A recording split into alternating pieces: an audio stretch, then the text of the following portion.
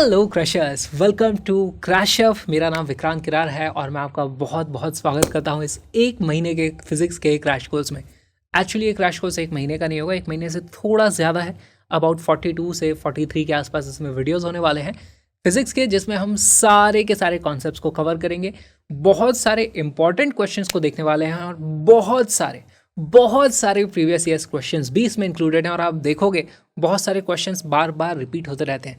तो इस एक क्रैश कोर्स से आपका पहली बार सारे कॉन्सेप्ट्स एकदम क्लियर हो जाएंगे और आपको पता चलेगा कि एग्जामिनर किस तरीके से क्वेश्चंस को सेट करते आए हैं और आने वाले फ्यूचर में किस तरीके के क्वेश्चंस आप एग्जाम में एक्सपेक्ट कर सकते हो। सबसे पहले तो मैं आपको कॉन्ग्रेचुलेट करना चाहूँगा कि आपने ये डिसीजन लिया है कि आप अगले एक महीने या 40 दिन जो भी टाइम है, इस समय का भरपूर इस्तेमाल करना चाहते हो और मन लगा के पढ़ाई करोगे और अपनी फिजिक्स के मार्क्स को इम्प्रूव करना चाहते हो। आपने ये डिसाइड किया है आज, एंड इसके लिए आपको कॉन्ग्रेचुलेशंस।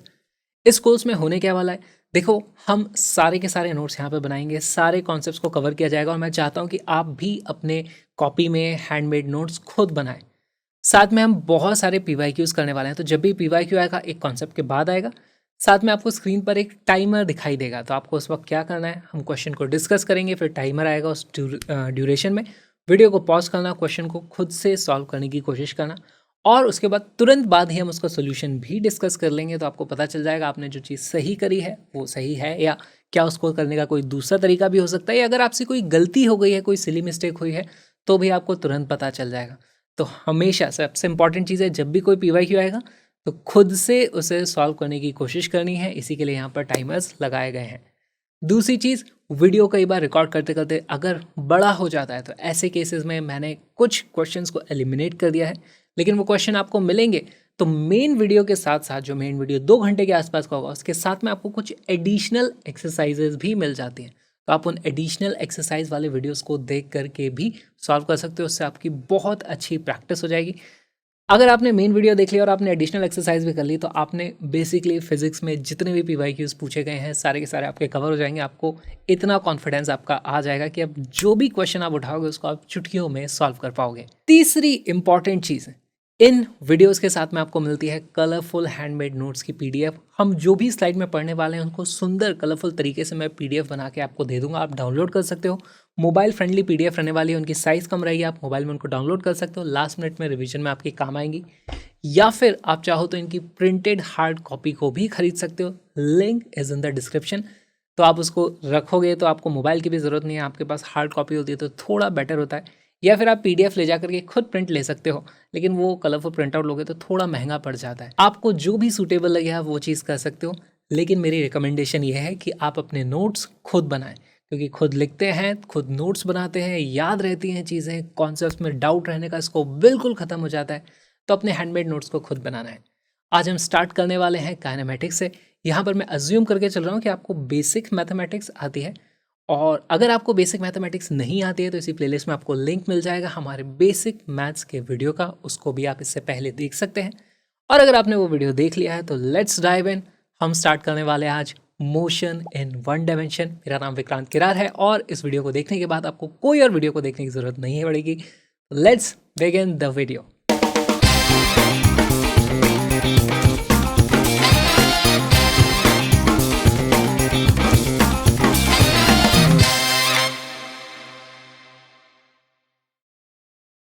Distance and displacement.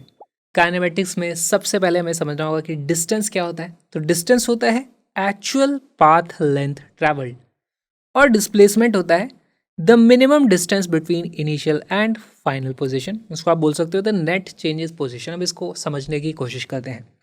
देखो, अगर मेरे पास यहाँ पर एक कार है, वो यहाँ से आगे जाती है, तो हम बोलेंगे भाई इसने इतना डिस्टेंस ट्रैवल किया है। और डिस्प्लेसमेंट की बात करोगे तो वो क्या होता है, minimum distance between initial and final position. तो इनिशियल पोजीशन ये रही, फाइनल पोजीशन ये रही, इनके बीच में जो दूरी है वो भी उतनी ही है, तो डिस्प्लेसमेंट भी इतना ही हो जाता है। लेकिन अगर हमारे पास ये जो बस है यहाँ से जाती है और फिर वापस इस तरीके से इस जगह तक आ जाती है, थोड़ा आगे गई फिर वापस पीछे आ गई, तो अब डिस्टेंस ट्रैवल्ड तो यही वाला होगा, क्योंकि वो आगे गई वो भी उसने डिस्टेंस ट्रैवल किया है, पीछे आई वो भी उसने डिस्टेंस ट्रैवल किया है। अगर ये वैल्यू थी 2 किलोमीटर और ये वैल्यू थी 1 किलोमीटर, तो अब हमें पता चल जाएगा भाई डिस्टेंस की जो वैल्यू आ जाती है वो आ जाती है 2 + 1 which is equal to 3 kilometre. Displacement क्या हो जाएगा? डिस्प्लेसमेंट हो जाएगा भाई इनिशियल और फाइनल पॉइंट के बीच में जो दूरी है, तो ये दूरी यहाँ पर मुझे कितनी दिखाई दे रही है? ये जो दूरी है वो मुझे दिखाई दे रही है कि भाई डिस्प्लेसमेंट की जो वैल्यू आने वाली है अब की बार वो आएगी सिर्फ 1 किलोमीटर। तो डिस्टेंस और डिस्प्लेसमेंट के बीच में बेसिक सा डिफरेंस यही है। ऑलराइट, अगर हमारे पास बस यहाँ से जाती और वापस वहीं आ जाती, मान लो 2 किलोमीटर वो दूर गई, 2 किलोमीटर फिर उसे वापस भी आना पड़ेगा, तो टोटल डिस्टेंस ट्रैवल कितना हो जाएगा हमारे पास? 2 + 2 which is equal to 4 kilometre. वहीं डिस्प्लेसमेंट कितना हो जाएगा भाई? इनिशियली भी यही थी, फाइनली भी यही है, तो सेम पोजीशन में है, तो कोई उसके हम बोल सकते हैं उसकी पोजीशन ही चेंज नहीं हुई, वो घूम करके वापस आ गई वहीं पर, तो उसकी इनिशियल और फाइनल पोजीशन के बीच में अब कोई डिस्टेंस नहीं है। ऐसे केस में डिस्प्लेसमेंट की वैल्यू कितनी आ जाती है? वो आ जाती है 0। लेकिन अब इसी को मेजर करना पड़ेगा हमें, तो देखो कभी भी मोशन को मेजर करना होता है तो पहले कुछ नाप तो पाएँ हम भाई, मैं बोल तो पाऊँ यहाँ पे क्या था, यहाँ पे क्या था, यहाँ पे क्या था। उसी के लिए हमें चाहिए होगी एक रेफरेंस फ्रेम की हमें ज़रूरत पड़ती है। रेफरेंस फ्रेम का मतलब हमें यहाँ पे सड़क पे ऐसे मैं मान लो मार्किंग कर दूँ कि लेट से मैंने इसको बोल दिया, जब इसका पहली बात तो इस बस को हम मानेंगे कि अभी एक पॉइंट ऑब्जेक्ट की तरह है, क्योंकि हम जिस डिस्टेंस रेंज की बात करें 2 किलोमीटर 20 किलोमीटर, उसके रिस्पेक्ट में बस की डायमेंशन बहुत छोटी है, तो इसलिए हम बस को एक पॉइंट ऑब्जेक्ट मान के ट्रीट करते हैं। ये किसी भी गाड़ी को आप देखोगे जब तक उसकी लेंथ वगैरह मेंशन ना करिए हम उसको पॉइंट ऑब्जेक्ट की तरह ट्रीट करते हैं। या मान लो यहाँ पे बस नहीं है, उसकी जगह कोई मकड़ी बैठी हुई है, उसकी बात कर रहे हैं, तो हम यहाँ पर नंबर देख गए कि ये है x इज इक्वल टू 0। यहाँ पर बोल देते हैं भाई this is x is equal to 10 kilometre. यहाँ पे बोल देते हैं this is x is equal to 20 kilometre. अब हमें यहाँ पर एक चीज़ समझ में आ जाती है कि भाई अगर ये x इज इक्वल टू 0 था तो इस तरफ 10 था, तो मैं बोल दूंगा पहली बात तो मुझे यहाँ पे साइन का भी ध्यान रखना पड़ेगा। ये वाली दिशा क्या हो जाती है अपने आप? अब मुझे पता चल रहा है भाई ये वाला डायरेक्शन जो है वो है पॉजिटिव x एक्सिस, क्योंकि हमने यहाँ पर x मार्क कर दिया है, तो ये हमारे पास इस दिशा में x बढ़ता चला जा रहा है। अभी हम पढ़ रहे हैं motion in one dimension, motion in straight line, तो इसमें हमारे पास जो बस है वो आगे या पीछे ही जा सकती है, वो इधर उधर मुड़ नहीं सकती, ठीक है। लेकिन बस पीछे जरूर जा सकती है। अगर बस पीछे जाएगी तो फिर क्या बोलूँगा मैं? जैसे ये है x is equal to 0 kilometre, यहाँ पर बीच में कहीं रहेगा x is equal to 5 kilometre. Similarly अगर बस हमारे पास यहाँ से पीछे आ जाती है, काम करते हैं बस को यहाँ से डिलीट कर देते हैं, बस की जगह हम कोई छोटी गाड़ी लाएंगे, यहाँ पर आ जाएगा मेरे पास x is equal to -5 kilometre. यहाँ पर हम दूसरी कार लेके आएंगे, ये आ गई हमारी दूसरी कार। हमारे पास आगे की तरफ पॉजिटिव डायरेक्शन है और हमारे पास पीछे की तरफ आ जाता है नेगेटिव डायरेक्शन। कहाँ से नाप रहे हैं हम? x इज इक्वल टू 0 से हम नाप रहे हैं। देखो आगे की तरफ पॉजिटिव वैल्यूज है, पीछे की तरफ नेगेटिव वैल्यूज है। अब हमें जो मोशन बताया गया है, बोला गया है यहाँ से वहाँ तक ही जाता है, फिर वापस यहाँ पर आ जाता है। तो देखो ऐसे में जो डिस्टेंस हो जाएगा, डिस्टेंस ट्रैवल्ड, इसकी वैल्यू आ जाती है हमारे पास। देखो यहाँ से हम इधर जाएंगे तो हम कितना चल रहे हैं? +20, और यहाँ से मैं वापस आ रहा हूँ तो भी मैं डिस्टेंस चल ही रहा हूँ, तो यहाँ पर मैं करूँगा +10, इसकी वैल्यू आ जाती है 30 किलोमीटर।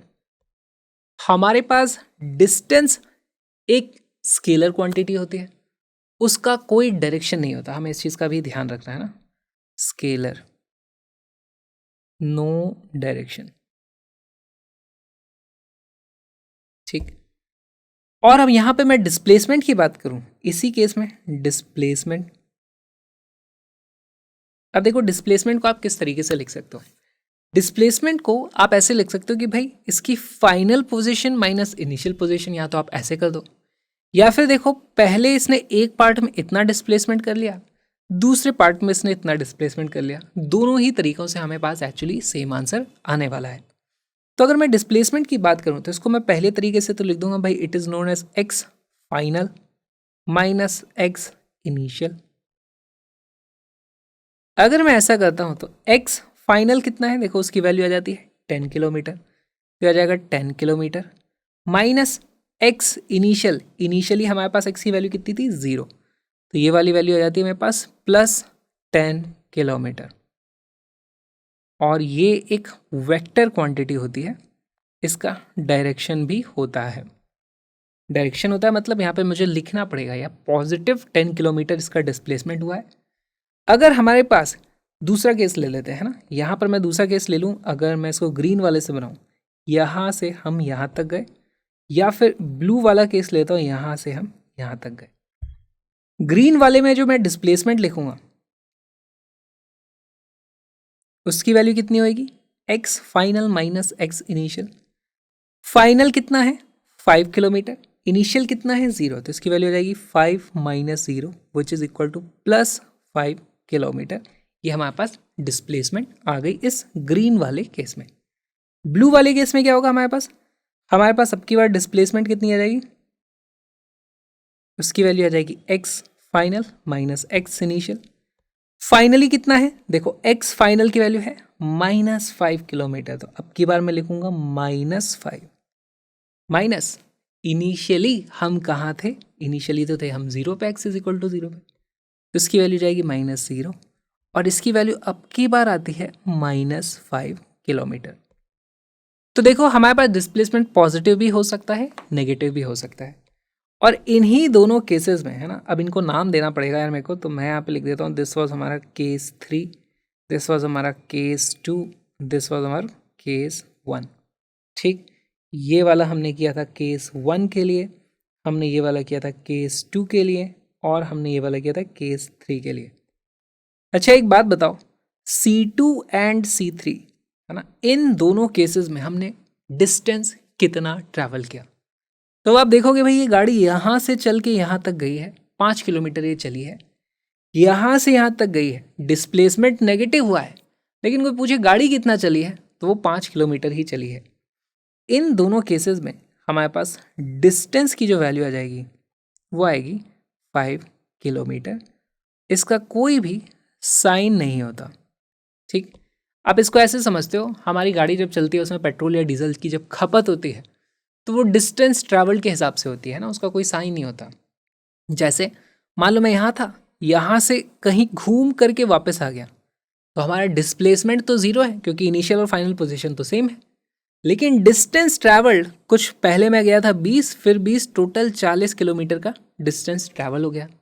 इसका कोई डायरेक्शन नहीं होता, बस हम 40 किलोमीटर चले, हम ये बोलते हैं, हम ये नहीं बोलते कि हम उस डायरेक्शन में 40 किलोमीटर चले, इस डायरेक्शन में 40 किलोमीटर चले, ऐसा ही बोलते, लेकिन वो डिस्प्लेसमेंट बोलने के लिए होता है। 40 किलोमीटर चले उसके हिसाब से मैं बोल सकता हूँ भाई 1 लीटर में 20 किलोमीटर का एवरेज आता है गाड़ी में, तो 2 लीटर पेट्रोल की खपत होने वाली है, 2 लीटर डीजल की खपत होने वाली है। इस तरह की हम बातें कर सकते हैं। डिस्टेंस और डिस्प्लेसमेंट में यही हमारा बेसिक था। अब इस पर बेसिक बहुत ही अच्छा क्वेश्चन देखते हैं।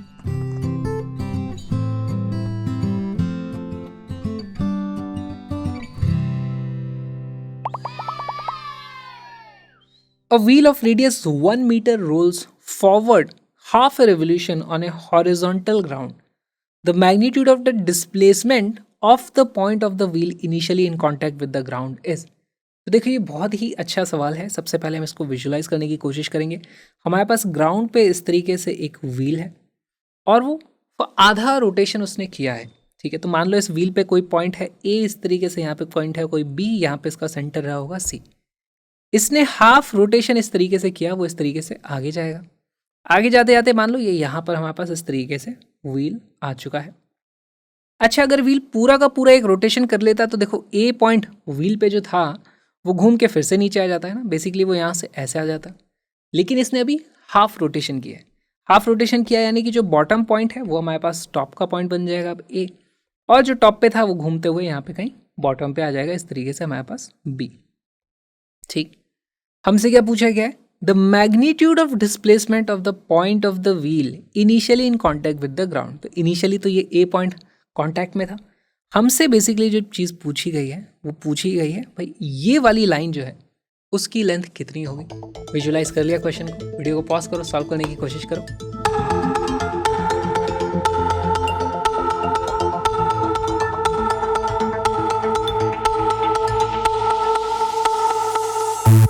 इसका करेक्ट आंसर है सी। सॉल्व करना शुरू करते हैं। देखो हमारे पास व्हील की जो टोटल इस तरीके से अगर सर्कमफेरेंस की बात करी जाए तो वो होती है 2 पाई आर, लेकिन अब की बार ये वाली जो लेंथ है वही तो यहाँ पर खुल के इस तरीके से बिछ गई होगी। हम बोल सकते हैं ये वाली जो लेंथ है वो कितनी हो जाएगी, ये वाली हमारे पास जो लेंथ है this will be equal to pi times r के बराबर।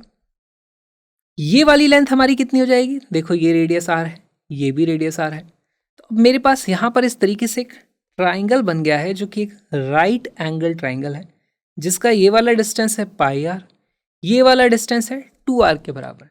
तो ये जो हाइपोटेनस है उसका डिस्टेंस, उसको मैं मैग्नीट्यूड अगर पता करना चाहूँ तो वो जाता है under root of pi r का स्क्वायर प्लस हमारे पास 2r का square.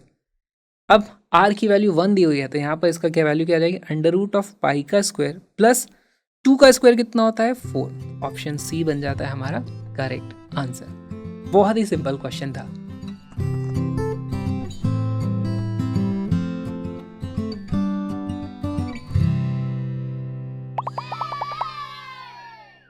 Average speed and velocity, बहुत सारे क्वेश्चंस इस पे पूछे जाते हैं। तो देखो हमारे पास एवरेज स्पीड क्या होती है, total distance travelled upon total time.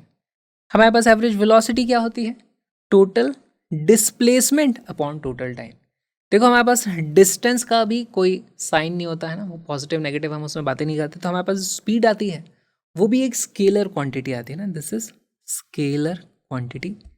हमारे पास वेलोसिटी जो आ जाएगी वो एक वेक्टर क्वांटिटी होती है, उसका कुछ डायरेक्शन होता है। हम बोल सकते हैं पॉजिटिव 10 किलोमीटर पर सेकंड है तो यानी वो आगे की तरफ जा रही है 10 किलोमीटर पर सेकंड, पीछे की तरफ जा रहा है तो मैं बोलूँगा -15 किलोमीटर पर सेकंड है। इस तरीके से हम साइन की बातें करते हैं। अभी तो हम मोशन इन 1 डायमेंशन कर रहे हैं, स्ट्रेट लाइन में तो पॉजिटिव नेगेटिव बस 2 ही डायरेक्शन होते हैं हमारे पास। बाद में वो इधर उधर मुड़ेगा तब उसको कैसे लिखना है वो सब चीज़ें हम देख लेंगे। ऑलराइट, अब देखो इसमें बहुत सारे क्वेश्चन किस तरीके से पूछे जाते हैं। मेरे पास होगा यहाँ पर ये पॉइंट ए होगा, यहाँ पर पॉइंट बी होगा, यहाँ पर पॉइंट सी होगा, यहाँ पर पॉइंट डी होगा। इस तरीके से कुछ पॉइंट्स हो सकते हैं, या हो सकता है एक आध पॉइंट और आ जाए। अब इन सभी के बीच का कुछ डिस्टेंस होगा, है ना, और उन सभी को ट्रैवल करता हूँ अगर मैं, तो मुझे कुछ टाइम लगेगा। फॉर एग्जाम्पल यहाँ पर अगर मेरे पास डिस्टेंस है x1, टाइम लगता है t1, मैं बोल सकता हूँ। इस डिस्टेंस को बोलूँगा ये है डिस्टेंस x2, इसमें टाइम लगता है t2। इस डिस्टेंस को बोलूँगा x3, इसमें टाइम लगता है t3। अब मान लो इसमें क्वेश्चन किस तरीके के बनाए जाएंगे, आपको बोल दिया जाएगा कि अच्छा ये सारे डिस्टेंस सेम थे लेकिन यहाँ पे अलग स्पीड से चले, यहाँ पे डबल स्पीड से चले, यहाँ पे 3 टाइम स्पीड से चले, तो बताओ टोटल एवरेज वेलोसिटी कितनी होगी। ठीक, यहाँ पर हमारे पास जो एवरेज वेलोसिटी होती है, एवरेज वेलोसिटी, उसको आप कैसे लिखोगे, उसकी वैल्यू आ जाएगी हमारे पास, वो आ जाएगी total displacement upon total time. Displacement अगर सारे के सारे एक दिशा में ही जा रहे हैं तो डिस्प्लेसमेंट कितना हो जाएगा, यहाँ से यहाँ तक का जो डिस्प्लेसमेंट है उसकी वैल्यू आ जाएगी x1 plus x2 plus x3 के बराबर। ठीक, और टोटल टाइम कितना लगा, वो लगा है t1 plus t2 plus t3। अब यही वैल्यूज कैसे पता करनी है, इस पर तरह तरह के क्वेश्चन बनाए जाते हैं। सारे के सारे क्वेश्चन हम सॉल्व करके देखेंगे। अभी यहाँ पर एक चीज़ और ध्यान दो, आपको वो फॉर्मूला याद होगा, हमारे पास स्पीड को हम क्या लिखते हैं, velocity is equal to distance upon time. ठीक, अगर मुझे डिस्टेंस पता करना है तो डिस्टेंस को मैं क्या लिखूंगा, वेलोसिटी इनटू टाइम, और अगर मुझे टाइम पता करना है तो उसको मैं लिख देता हूं डिस्टेंस अपॉन वेलोसिटी। तो ये 3 रिलेशन का बहुत ज़्यादा हमें यूज़ करना पड़ता है। 3 रिलेशन तो क्या एक ही रिलेशन है जो कि हम बहुत टाइम से पढ़ते हुए आ रहे हैं। इसी का यूज़ कर करके और इस बेसिक डेफिनेशन का इस्तेमाल करके बहुत तरीके के सवाल बनाए गए हैं। सारे के सारे सवाल सॉल्व करना शुरू करते हैं।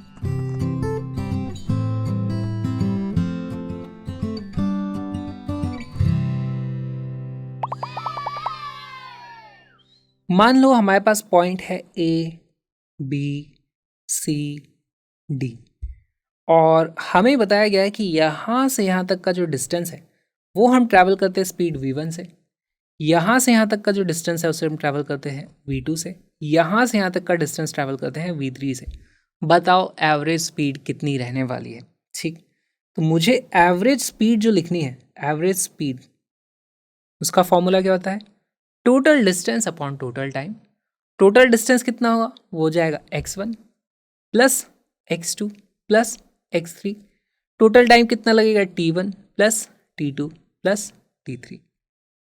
अब देखो इसमें आपको क्या क्वेश्चन में दिया जाएगा, आपको क्वेश्चन में दे दिया जाएगा कि यार तीनों जो डिस्टेंसेस हैं वो तीनों लेट से बराबर हैं, या तो आपको इस तरह की चीज़ दे दी जाएगी, या फिर बोला जाएगा कि इन तीनों डिस्टेंसेस को ट्रैवल करने में सेम अमाउंट ऑफ टाइम लगा होगा। तो आपको बस यही कुछ वेरिएशन बनाए जाते हैं और फिर आपको सेम ये फॉर्मूले का इस्तेमाल करना है और आपको आपका आंसर मिल जाएगा। फॉर एग्जाम्पल, अगर हमें बोल दिया जाए कि तीनों टाइम इंटरवल हमें सेम लगे थे, है ना, मुझे क्वेश्चन में बोल दिया गया है ये भी समय लगता है टी, ये वाला भी समय लगता है टी, ये वाला भी समय लगता है टी। क्वेश्चन में क्या बोला जाएगा, एक कार है जो पहले 10 मिनट तक 20 किलोमीटर के हिसाब से चलती है, फिर अगले 10 मिनट तक 40 किलोमीटर पर आवर के हिसाब से चलती है और अगले 10 मिनट किसी और स्पीड के हिसाब से चलती है। तो तीनों का टाइम इंटरवल हमें सेम दे दिया गया है। अब इस क्वेश्चन को कैसे अप्रोच करोगे? तो देखो यहाँ पर हमारे पास क्या होगा, तीनों का जो टाइम इंटरवल है वो तो हमें सेम दे दिया गया है ना। तो इसकी वैल्यू मेरे पास आ जाती है, नीचे आ जाएगा भाई मेरे पास टी प्लस टी, इस तरीके से तीनों टाइम इंटरवल सेम दे दिए गए हैं। अभी मुझे डिस्टेंस नहीं पता भाई, ये वाला डिस्टेंस कितना है, ये वाला डिस्टेंस कितना है, x1 x2 x3 मुझे नहीं पता, लेकिन इनको हम बड़ी आसानी से पता कर सकते हैं। हमें पता है डिस्टेंस, और डिस्टेंस की वैल्यू होती है स्पीड इनटू टाइम। यहाँ की स्पीड मुझे पता है, यहाँ का टाइम पता है, तो यहाँ का जो डिस्टेंस है बेसिकली x1 की वैल्यू मेरे पास आ जाएगी, वो आ जाएगी भाई v1 इंटू टी। सिमिलरली यहाँ से यहाँ तक का जो डिस्टेंस है वो मैं निकाल सकता हूँ, उसकी वैल्यू आ जाएगी v2 इंटू टी, और ये वाला जो डिस्टेंस है वो जाएगा v3 इंटू टी। हमसे क्या चीज़ पूछी गई है, x1 plus x2 plus x3 हमें करना है। x1 की जगह मैं लिख दूंगा v1 इंटू टी, प्लस यहाँ पे आ जाएगा v2 इंटू टी, प्लस यहाँ पे आ जाएगा v3 इंटू टी। इसी को मैं लिख सकता हूँ v1 plus v2 plus v3, multiplication में हमारे पास टी को हमने देखो यहाँ से कॉमन निकाल दिया, और डिनोमिनेटर में मेरे पास क्या आ जाता है, डिवाइडेड बाय 3t। यहाँ पर t से t कैंसिल हो जाएगा और हमारे पास एक रिलेशन आ गया, v average is equal to v1 plus v2 plus v3 divided by 3 if time intervals are same. इस फॉर्मूले को इतना ज़्यादा भी मत रख लो, क्योंकि हर बार क्वेश्चन ऐसा आ जाए इसकी गारंटी नहीं है। कई बार क्वेश्चन को चेंज कर दिया जाता है। अभी हमने क्या बोला था कि सेम टाइम इंटरवल तक v1 v2 v3 से चले। दूसरा मॉडिफिकेशन किस तरीके से किया जाता है वो भी देख लेते हैं।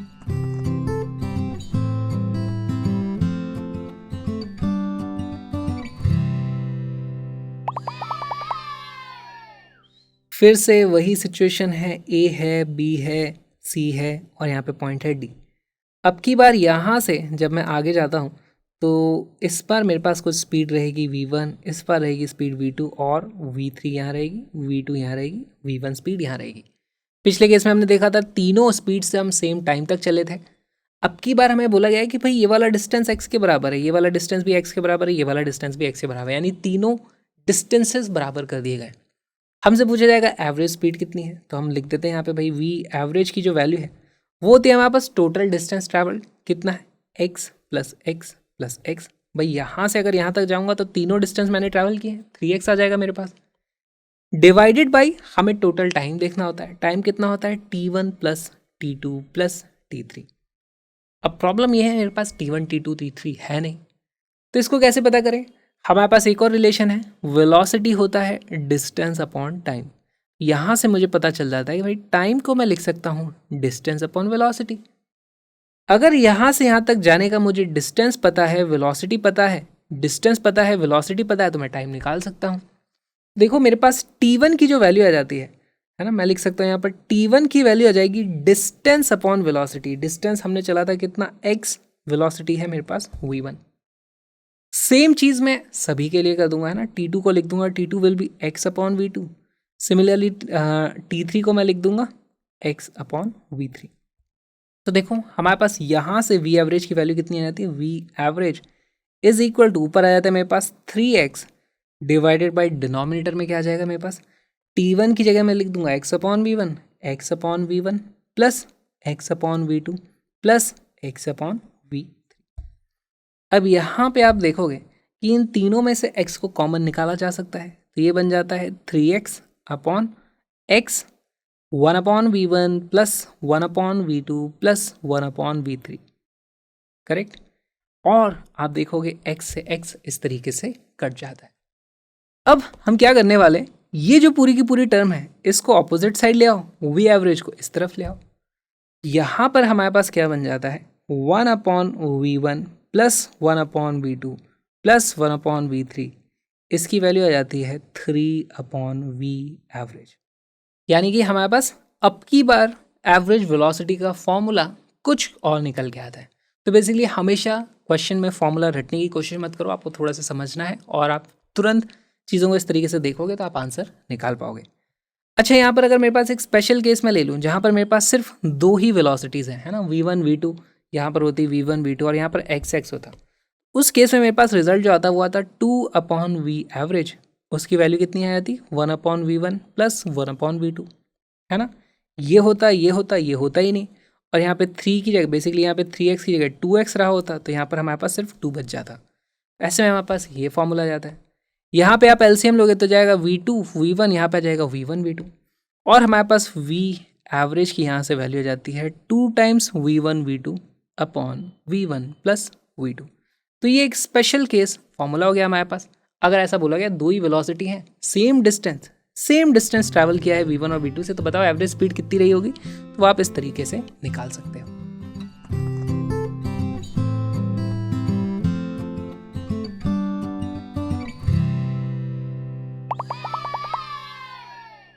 A particle covers half of its total distance with speed v1 and the rest half distance with speed v2. Its average speed during the complete journey is। तो बहुत ही सिंपल सा सवाल है। उसकी मान लो ये टोटल जर्नी है, तो उसका हाफ उसने ट्रैवल किया कितनी स्पीड से, v1 से, हाफ ट्रैवल किया v2 से।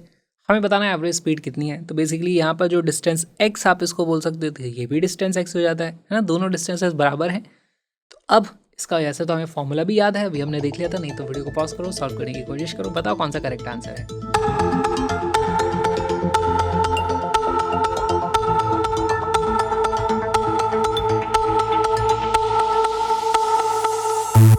इसका करेक्ट आंसर है बी। कैसे आया, एक तो डायरेक्टली आप फॉर्मूले से देख सकते हो, या फिर हमारे पास जो वी एवरेज की वैल्यू होती है वो होती है टोटल डिस्टेंस, है ना, डिवाइडेड बाय टोटल टाइम। तो t1 प्लस t2 मैं लिख देता हूँ भाई। यहाँ पे मान लो मुझे लगाता है टाइम t1, यहाँ पे लगता है टाइम t2। अच्छा, मेरे पास एक और चीज़ होती है, क्या होती है, speed is equal to distance upon time होता था। तो अगर मुझे टाइम पता करना है तो टाइम को मैं लिख सकता हूँ डिस्टेंस अपॉन स्पीड। तो t1 की वैल्यू हो जाती है x अपॉन v1, t2 की वैल्यू कितनी हो जाती है x अपॉन v2। जैसे ये वैल्यू आ गई, यहाँ पे मैं लिख दूंगा भाई टोटल डिस्टेंस कितना ट्रैवल किया है, 2x के बराबर। टोटल डिस्टेंस की वैल्यू आ जाएगी 2x divided by t1 plus t2 करो तो आ जाएगा x upon v1 plus x upon v2। इसी को मैं लिख दूंगा 2x upon 1 upon v1 plus 1 upon v2। देखो x को हमने कॉमन निकाल दिया, x से एक x हमारे पास यहाँ से कट जाता है। हमारे पास अब देखो v एवरेज के लिए हमें एलसीएम लेना पड़ेगा। v average is equal to v1 v2 है ना यहाँ पे, तो ये जाएगा v2 plus v1 divided by v1 v2, और v1 v2 ऊपर चला जाएगा, इसकी वैल्यू हो जाएगी 2 times v1 v2 upon v1 plus v2। Option number B becomes our correct answer.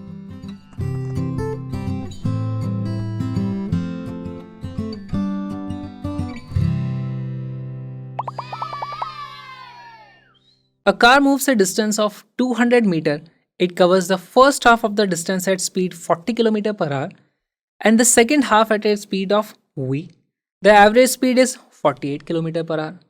Find the value of v। तो बहुत ही सिंपल क्वेश्चन हो गया ये, है ना। हमारे पास टोटल डिस्टेंस कितना है, यहाँ पर लेट से ये है 200 मीटर। उसमें से फर्स्ट हाफ को उसने किया है 40 की स्पीड से, सेकेंड हाफ को उसने कवर किया है v की स्पीड से, है ना। तो दोनों कितने हो गए हमारे 100 मीटर के हिसाब से, है ना। ये 200 था तो ये भी 100 मीटर है, ये भी 100 मीटर है, हाफ हाफ हो गया। हमें दिया है v एवरेज, उसकी वैल्यू कितनी आई है 48। अच्छा, अभी हम डराइव कर चुके हैं कि v एवरेज को किस तरीके से लिखते हैं। इन दोनों स्पीड के हिसाब से सेम डिस्टेंस इसने ट्रैवल किया है ना, x नहीं लिखूंगा, इसको लिख दूंगा भाई ये भी है 100 मीटर, ये भी है 100 मीटर। अगर सेम डिस्टेंस को ट्रैवल किया जाता है अलग अलग स्पीड से, तो एवरेज स्पीड निकालो, उसको आप इससे इक्वेट करोगे, आपको आपका जवाब मिल जाएगा। v की वैल्यू कितनी थी, यहाँ पर एक ही वेरिएबल है। बहुत अच्छा सवाल है, वीडियो को पॉज करो, सॉल्व करने की कोशिश करो।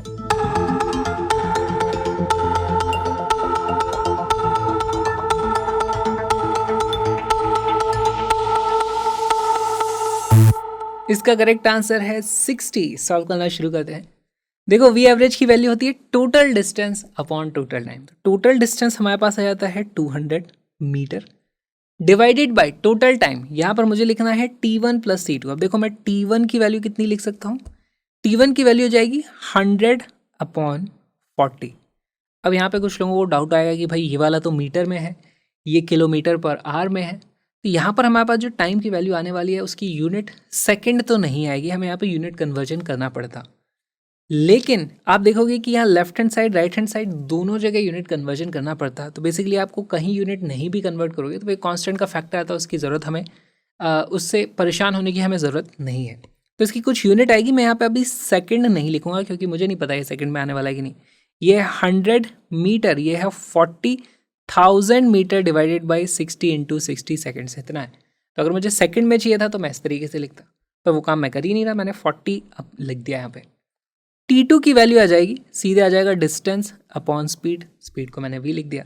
यहाँ लिख दूंगा मैं T1 which is equal to 100 plus 40 plus T2 की वैल्यू आती है 100 अपॉन v। ये वैल्यू हमारे पास 48 आनी चाहिए। सॉल्व करते हैं। देखो 48 की वैल्यू आ जाती है 200, डिनोमिनेटर में यहाँ पर 100 को मैं कॉमन निकाल देता हूँ। मेरे पास फॉर्मूला क्या आ जाता है, v प्लस 40 अपॉन 40v, मैंने एलसीएम ले दिया। यहाँ से ये कट जाता है, 2 से ये कट जाएगा, 24 आ जाएगा मेरे पास। और मेरे पास इक्वेशन आती है 24 is equal to 40v upon v plus 40, correct. यहाँ से मैं इसको लिख सकता हूँ 24v, है ना, 24v plus 24 into 40 is equal to 40v। और यहाँ पे आप देखोगे कि 24 इंटू 40 की जो वैल्यू आ जाती है वो आ जाती है, ये 24v दूसरी तरफ चला जाएगा, माइनस हो जाएगा, 40 माइनस 24 करोगे बचता है 16v।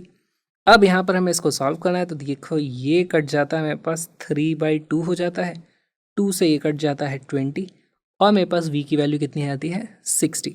अब यहाँ पे सारी यूनिट कितनी थी, किलोमीटर पर आवर, तो ये भी आएगा किलोमीटर पर आवर, इसीलिए option B becomes our correct answer.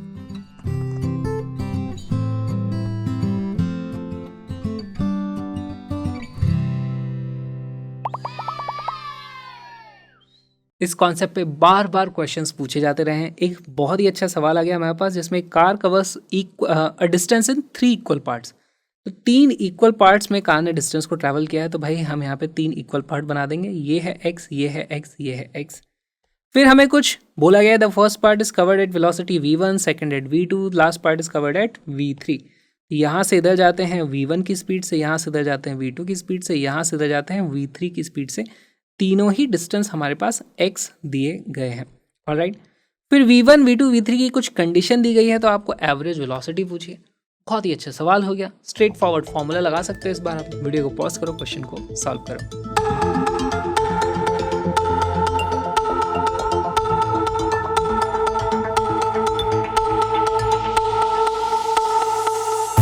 इसका करेक्ट आंसर है सी। देखो सॉल्व करते हैं। हमें बोला है कि v1 की वैल्यू 11 मीटर पर सेकंड है, तो v1 को लिख दो भाई, ये है हमारे पास 11 मीटर पर सेकंड। v2 के बारे में क्या कहा है, वो ट्वाइस ऑफ v1 है। अच्छा v1 खुद थी 11, तो ये कितना हो जाएगा हमारा ट्वाइस ऑफ दैट, यानी उसका दोगुना 22 मीटर पर सेकंड।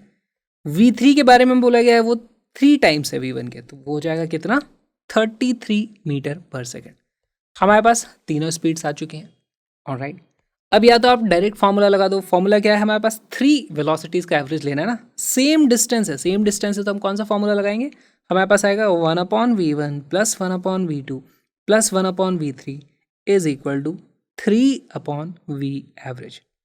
ठीक, यहाँ से मेरे पास वैल्यू आ जाती है v 1/v1 की वैल्यू आ जाएगी 1/11 plus 1/22 plus 1/33 is equal to 3/v average.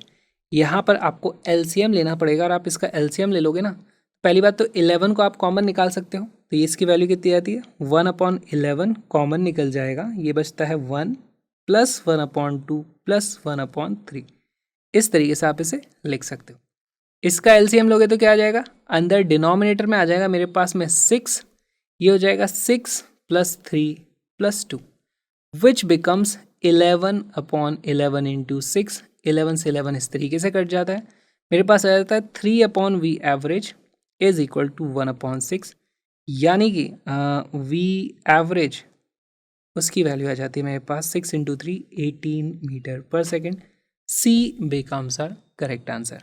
या फिर आप इसको अगेन इस तरीके से सॉल्व कर सकते हो। आप कैसे सॉल्व करोगे, आप यहाँ पे निकाल दो भाई, T1 की वैल्यू आ जाती है x/11, T2 की वैल्यू आ जाती है हमारे पास x/22, T3 की वैल्यू आ जाती है मेरे पास x/33।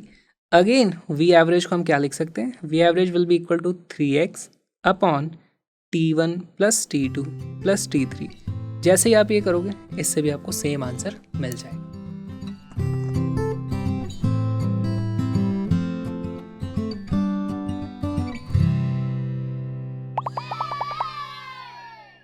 इंस्टेंटेनियस वेलोसिटी क्या होती है? इंस्टेंटेनियस वेलोसिटी, देखो अभी तक हम जब भी एवरेज वेलोसिटी की बात कर रहे थे, या तो वेलोसिटी दो तरीके की होती है, या तो एवरेज होती है या फिर इंस्टेंटेनियस होती है। एवरेज मतलब किसी टाइम इंटरवल में एवरेज वेलोसिटी क्या है। फॉर एग्जाम्पल हम बात करते थे कि भाई इसने डिस्टेंस ट्रैवल किया है Δx और इसमें उसको टाइम लगा है t, तो यहाँ पर मैं क्या लिखता था, वी एवरेज की जो वैल्यू जाती थी वो आ जाती थी Δx/t। इस तरीके से हम बात किया करते थे। चलो इसको भी मैं बोल देता हूँ भाई Δt टाइम लगा होगा, तो यहाँ पे भी Δt है, इसको मैं इस तरीके से लिख सकता हूँ। अच्छा मान लो मैं कार चला रहा हूँ, तो कार चला रहा हूँ, मुझे इनिशियल और फाइनल पोजीशन पता है, मैं एक शहर से दूसरे शहर जा रहा हूँ, दोनों के बीच में मान लो 100 किलोमीटर का डिस्टेंस है और मेरे को वो चलने में 2 घंटे लगते हैं, तो मुझे पता चल जाएगा मेरी एवरेज स्पीड कितनी आ जाएगी, total distance travel 100 divided by total time 2 hours, यानी कि 50 km/h। अब एक बात बताओ, मैं जा रहा हूँ, यहाँ से निकल गया मैं दोपहर को 12 बजे, यहाँ 2 बजे पहुँचूंगा, बीच रास्ते में उस वक्त तो मुझे नहीं पता कि मेरी एवरेज वेलोसिटी कितनी है, क्योंकि अभी तक मैं पहुंचा थोड़ी ना वहाँ पर। जब पहुंच जाऊंगा उसके बाद मैं ये वाली कैलकुलेशन कर सकता हूँ, क्योंकि तब मेरे पास टोटल डिस्टेंस ट्रैवल आ जाएगा, टोटल टाइम टेकन आ जाएगा। बीच रास्ते में तो मुझे नहीं पता कितनी चल रही है मेरी एवरेज स्पीड, करेक्ट। लेकिन अगर मैं गाड़ी में जो हमारे पास स्पीडोमीटर होता है उसमें देखूँ तो मुझे कुछ स्पीड दिखाता है, अच्छा इस वक्त आप 78 km/h पे हो, इस वक्त आप 60 km/h पर हो, इस वक्त आप 120 km/h पे हो, तो वो कैसे बता रहा है हमारी स्पीड? वो बेसिकली दूसरी टेक्निक से हमारी स्पीड बताता है, और वो एवरेज स्पीड नहीं है, वो उस पर्टिकुलर इंस्टेंट की स्पीड है। भाई मैं कोटा क्रॉस करके जा रहा था, उस वक्त मेरी स्पीड कितनी थी। एवरेज स्पीड मुझको नहीं पता, ए से बी तक टोटल स्पीड एवरेज कितनी आ रही है वो हमें नहीं जाननी, हमें उस वक्त की, उस इंस्टेंट की बात करनी है। तो ये सबसे बड़ा हमारे पास डिफरेंशिएशन होता है। जब भी हमारे पास एवरेज स्पीड की बात होती है हम एक टाइम रेंज की बात करते हैं ना, this is a range of time, या फिर आप इसको टाइम इंटरवल बोल सकते हो कि हमारे पास एक टाइम इंटरवल होता है, इंटरवल। लेकिन किसी भी इंस्टेंट पे मुझे पता करना चाहिए इस वक्त बताओ कितनी स्पीड है, तो उस वक्त आप देखोगे स्पीडोमीटर में दिखा रहा है 78 km/h, तो मैं बोल दूंगा इस इंस्टेंट पे मेरी 78 km/h है। और उसको कैलकुलेट किस तरीके से किया जाता है वो भी देखेंगे, लेकिन इसको बोला इस तरीके से जाता है कि किसी पर्टिकुलर इंस्टेंट पे अगर मुझे वेलोसिटी पता करनी है इंस्टेंटेनियस, तो मैं लिख दूंगा वी इंस्टेंटेनियस, उसकी वैल्यू होती है, हम क्या करते हैं इस Δt को बहुत छोटा कर देते हैं, है ना। मान लो हम यहाँ पर थे, छोटे से इंटरवल में हमने छोटा सा डिस्टेंस ट्रैवल किया, उन दोनों को डिवाइड कर देंगे तो हमें मिल जाता है इंस्टेंटेनियस, यानी उस छोटे से इंस्टेंट पे क्या वेलोसिटी आएगी, और वही इंस्टेंटेनियस वेलोसिटी कहलाती है। तो बेसिकली करते हम वहाँ पे भी यही है, सेम Δx/Δt करते हैं, लेकिन दोनों वैल्यूज़ बहुत छोटी होती है, बहुत ही छोटी होती हैं। इसको लिखा किस तरीके से जाएगा, इसको लिखा जाएगा भाई Δx/Δt ही है वो, लेकिन मैं लिख देता हूँ लिमिट। लिमिट क्या लगा रहे हैं हम कि भाई हमारे पास Δt को हम बहुत छोटा करेंगे, लिमिट Δt टेंड्स टू 0। ये मैथमेटिकली लिखने का तरीका हो गया। अब इसके बाद इसी को बोल दिया जाता है dx/dt। बेसिकली हमने पोजीशन को, x क्या है पोजीशन, उसको टाइम के रेस्पेक्ट में डिफरेंशिएट कर दिया। अब देखो इसका यूज़ क्या होता है ना, ये तो बस कहने पढ़ने की बातें हो गई, एक्चुअली में इसको यूज़ कैसे किया जाता है उसको समझते हैं। मान लो हमारे पास अगर हमें डिफरेंशिएशन करना है तो यहाँ पे dx x डिफाइन करना पड़ेगा, एक रेफरेंस फ्रेम लेना पड़ेगा। ठीक है भाई, लेते हैं रेफरेंस फ्रेम। हमारे पास रेफरेंस फ्रेम लिया हुआ है कि भाई ये है x = 0, यहाँ पे x की वैल्यू 1 होती है, यहाँ 2 होती है, यहाँ पे 3 होती है, यहाँ पे 4 होती है, यहाँ पे 5 होती है, यहाँ पे 6 होती है, यहाँ पे 7 होती है, कुछ भी इस तरीके से x की वैल्यूज़ हो सकती हैं। मुझे बोल दिया गया, क्या बोला गया है कि एक्स पहले तो मैं बोलूँगा कि भाई इस पार्टिकल का एक्स किसी भी टाइम पे कितना होता है। जैसे 1 सेकेंड पे इसके एक्स की वैल्यू कितनी है, मान लो वो यहाँ आ गया तो हम बोल देंगे उसकी वैल्यू 4 है। टी इज इक्वल टू 0 पे इसके एक्स की वैल्यू कितनी है, हम बोल देंगे टी इज इक्वल टू 0 पे ये यहीं था तो उसकी वैल्यू आ जाती है 0। तो इसी तरीके से मैं बोलूँगा उसकी पोजिशन जो है ना, position is equal to x जो कि है फंक्शन ऑफ टाइम टी। कैसे बोलेंगे इसको फॉर एग्जाम्पल, एक एग्जाम्पल के तरीके से देखते हैं। इसकी वैल्यू है लेट से 5t³ प्लस 2t। अब इसमें देखो समय की अलग अलग वैल्यू पे मुझे पता चल जाएगा, अच्छा टी की वैल्यू 0 रखता हूं, इसका मतलब ये यहीं पे था। टी की वैल्यू 1 सेकेंड रखो तो वैल्यू कितनी आ जाती है, 7 आ जाएगी यहाँ पे, है ना। तो इससे मुझे पता चल जाएगा 1 सेकेंड पर वो यहाँ पे आ चुका है।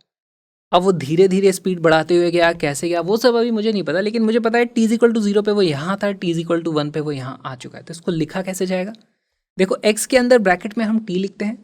हम क्या लिखेंगे, एक्स जिस वक्त टी की वैल्यू 0 थी तो मैं लिख दूंगा एक्स एट 0 मतलब उसके अंदर टी की वैल्यू, इसको क्या बोलते हैं आर्ग्यूमेंट, ये एक फंक्शन है, फंक्शन के अंदर आर्ग्यूमेंट की वैल्यू 0 है तो एक्स एट 0 की वैल्यू 0 आ जाती है। एक्स एट 1 की वैल्यू कितनी आ जाती है, वो आ जाती है मेरे पास 7 मीटर। मान लो यहाँ पे यूनिट्स मीटर में सारी की सारी हैं इस तरीके से, तो ये हमें लिखना आ गया। अच्छा, क्या मुझे किसी भी क्षण मैं बता सकता हूँ, अगर कोई मुझे रैंडम वैल्यू दे दे, भाई बताओ 0.239563821, इस वक्त इसकी पोजीशन कितनी होगी, क्या मैं बता सकता हूँ? यस, यहीं कहीं होगी, 0 से 7 के बीच में कुछ वैल्यू आएगी। और यहाँ पे मैं +1 कर दूँ ना, पॉइंट ये जो भी वैल्यू थी 2 कर दूँ लास्ट में, थोड़ा सा हमने टाइम को आगे बढ़ा दिया, है ना। ये जो भी वैल्यू थी 0.239563822 कर दिया, देखो थोड़ा सा टाइम बढ़ा दिया तो हमारे पास पोजीशन भी थोड़ी सी बढ़ जाएगी, वो जहाँ पे भी होगा थोड़ा सा और आगे आ जाएगा। तो मेरे पास डेल्टा एक्स भी आ जाएगा, डेल्टा टी हमने देख ही लिया यहाँ पे कुछ डेल्टा टी डाल के, तो वही यहाँ पे लिखा हुआ है। भाई आप टाइम की वैल्यू बहुत छोटा छोटा इंटरवल ले लोगे तो आपको जो वैल्यूज़ मिलती हैं वो उस इंस्टेंट की वेलोसिटी आ जाएगी। तो अब हम यही करने वाले हैं। देखो हमें अब वेलोसिटी भी टाइम का फंक्शन आएगा, अलग अलग समय पर अलग अलग वेलोसिटी आने वाली है। तो पहली बात तो अब मैं लिखूंगा वेलोसिटी, उसको मैं लिखूंगा वेलोसिटी जो कि वो भी समय का फंक्शन है, ऐसे लिखा जाएगा उसको। और उसकी वैल्यू कितनी होती है, यहाँ से हम जानते हैं। अब हमें डिफरेंशिएशन का यूज़ करना है, dx/dt। अब यहाँ पर बेसिक मैथ में हम कैलकुलस में देख चुके हैं डिफरेंशिएशन। हमें x को डिफरेंशिएट करना है with respect to time t। x क्या है भाई, ये हमारा x है, इसको हम लिख देते हैं भाई d/dt ऑफ कितना है 5t³ प्लस 2t। ठीक, इसको डिफरेंशिएट करना है, बहुत ही आसान। पहले इसको डिफरेंशिएट करेंगे फिर इसको डिफरेंशिएट करेंगे, दोनों ऐड हो जाएंगे हमारे पास। इसको डिफरेंशिएट करोगे तो क्या होगा, देखो 5 तो कांस्टेंट है, 5 को एज इट इज लिखेंगे। t³ का डिफरेंशिएशन आप देखोगे तो t³ में क्या होता है, 3 आगे आ जाता है, ये जाता है 3t² हमारे पास हो जाएगा। 5 यहाँ पे पहले से था, यहाँ पे 3t² और आ जाएगा प्लस, अब इसको करना है तो यहाँ पे 2 कांस्टेंट है और t है तो 2 को एज इट इज लिखेंगे, t का डिफरेंशिएशन हो जाता है 1। तो इसकी वैल्यू कितनी आ जाती है, मेरे पास velocity as a function time t आ चुका है। अब 5 × 3 होता है 15t² प्लस 2। ये मेरे पास अब किसी भी इंस्टेंट की वेलोसिटी आ चुकी है। अब मुझसे पूछ लो भाई t इज इक्वल टू 0 पे वेलोसिटी कितनी थी, तो वेलोसिटी एट 0 अब मैं बता सकता हूँ, जब समय 0 था, जिस वक्त ये x पे था उस वक्त उसकी वेलोसिटी कितनी थी, उसकी वेलोसिटी थी हमारे पास 2 मीटर पर सेकेंड। देखो इस जगह पे t की वैल्यू 0 रखो, ये पूरा 0 हो जाएगा और ये आ जाएगा 2 metre per second. Velocity at t is equal to 1 second, उस वक्त कितनी वेलोसिटी होगी, यहाँ पे रखो भाई, t इज इक्वल टू 1 रखते ही हो जाता है 15 × 1 का स्क्वायर यानी कि 15 + 2 यानी कि 17 will be 17 metre per second. इस तरीके से कैलकुलस का यूज़ किया जाता है। हमें कभी भी x का फंक्शन दिया होगा इस तरीके से, टाइम के डिपेंडेंट होगा x, तो हम उसको डिफरेंशिएट करके वेलोसिटी का भी फंक्शन बना देते हैं। ये फंक्शन है तो ये भी फंक्शन है, अलग अलग वैल्यूज़ रखते हैं, x की अलग अलग वैल्यूज़ निकाल सकते हो, वेलोसिटी की भी अलग अलग वैल्यूज़ निकाल सकते हो। फिर हम देखेंगे थोड़ी देर बाद इसको भी डिफरेंशिएट करते हैं तो एक्सेलरेशन आ जाता है हमारे पास, उसको भी आप यहीं पे लिख लो। अगर मैं इसी को डिफरेंशिएट कर दूं, acceleration as a function of time t, वो होता है हमारे पास d/v/dt। आपको वेलोसिटी को डिफरेंशिएट करना है। वेलोसिटी हमारे पास एक समय का फंक्शन है, इसको डिफरेंशिएट करें। इसको डिफरेंशिएट करेंगे तो मेरे पास क्या आ जाएगा, D by D T of 15t² + 2। अब भाई हमें एक चीज़ पता है, पहले इसे डिफरेंशिएट करना है फिर इसे डिफरेंशिएट करना है। इसमें t की कोई टर्म नहीं आ रही, ये कांस्टेंट है, तो इसका डिफरेंशिएशन तो ज़ीरो होने वाला है। इसी को मैं लिख सकता हूँ 15t² का हो जाएगा। पहली बात तो 15 है वो एज इट इज़ आएगा, t² में 2 इधर आ जाएगा और यहाँ पे बचेगा सिर्फ 1, तो ये हो जाता है 15 × 2t। तो बेसिकली हो जाएगा मेरे पास 30t। अब किसी भी समय पे एक्सेलरेशन मैं बता सकता हूँ, जैसे एक्सेलरेशन की वैल्यू है t = 0, कितनी आ जाएगी, रखो भाई इसमें फंक्शन में t की वैल्यू 0, वो आ जाता है 0 मीटर/s²। एक्सेलरेशन की वैल्यू एट t = 1 सेकेंड कितनी आ जाती है, जल्दी से बताओ। यहाँ पे हम रखेंगे इस एक्सेलरेशन के फंक्शन में t की वैल्यू 1 रखेंगे तो कितना आ जाता है भाई, ये आ जाता है मेरे पास 30 मीटर/s²। इस तरीके से आपको वैल्यूज निकालनी होती है।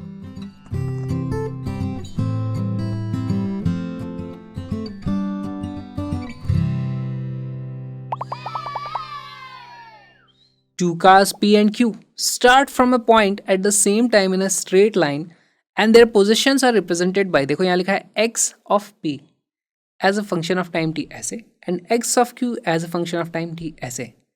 At what time do the cars have the same velocity? तो देखो इस क्वेश्चन में हो क्या रहा होगा, हमारे पास इस तरीके से एक नंबर लाइन रही होगी कहीं पर, है ना, और हमारे पास start from a point at the same time in a straight line, तो यहाँ पर लेट से वो स्टार्ट करते हैं और हमारे पास किसी भी टाइम t पर उनके x कोऑर्डिनेट की वैल्यू दी हुई है। जैसे ये हमारे पास x है तो यहाँ पे 0 रहा होगा, यहाँ पे 1 2 3 4 5 6, है ना। कार A कभी यहाँ हो जाती है, कार B कभी यहाँ हो जाती है, लेकिन अगर मैं यहाँ से नापूँ तो x की ऑफ P मैं लिख सकता हूँ, मुझे दिया हुआ है कि x ऑफ P, उसको मैं लिख सकता हूँ, उसकी वैल्यू है AT + BT²। सिमिलरली मुझे दिया हुआ है x ऑफ q, उसकी वैल्यू है f × t - t²। यहाँ पर a b एंड f ये सब कांस्टेंट है, इनकी वैल्यू नहीं चेंज हो रही है, जैसे 2 हो सकता है, 3 हो सकता है, कुछ भी है ये। अच्छा, मैं इससे डिफरेंशिएट करूँगा तो मुझे इसकी वेलोसिटी मिल जाएगी, इससे डिफरेंशिएट करूँगा तो मुझे इसकी वेलोसिटी मिल जाएगी। अब आपको क्या करना है, वेलोसिटी ऑफ p पता करो, सिमिलरली वेलोसिटी ऑफ q पता करो। ये भी कुछ समय का फंक्शन आएगा, ये भी कुछ समय का फंक्शन आएगा। हमसे पूछे किस वक्त ये दोनों बराबर हो जाएंगे, तो यहाँ पे जो भी आएगा, यहाँ पे जो भी आएगा, दोनों को बोल देना भाई ये दोनों सेम है, दोनों को इक्वेट कर देना, आपको आपका आंसर मिल जाएगा। बहुत ही सिंपल सवाल। वीडियो को पॉज करो, क्वेश्चन को सॉल्व करो।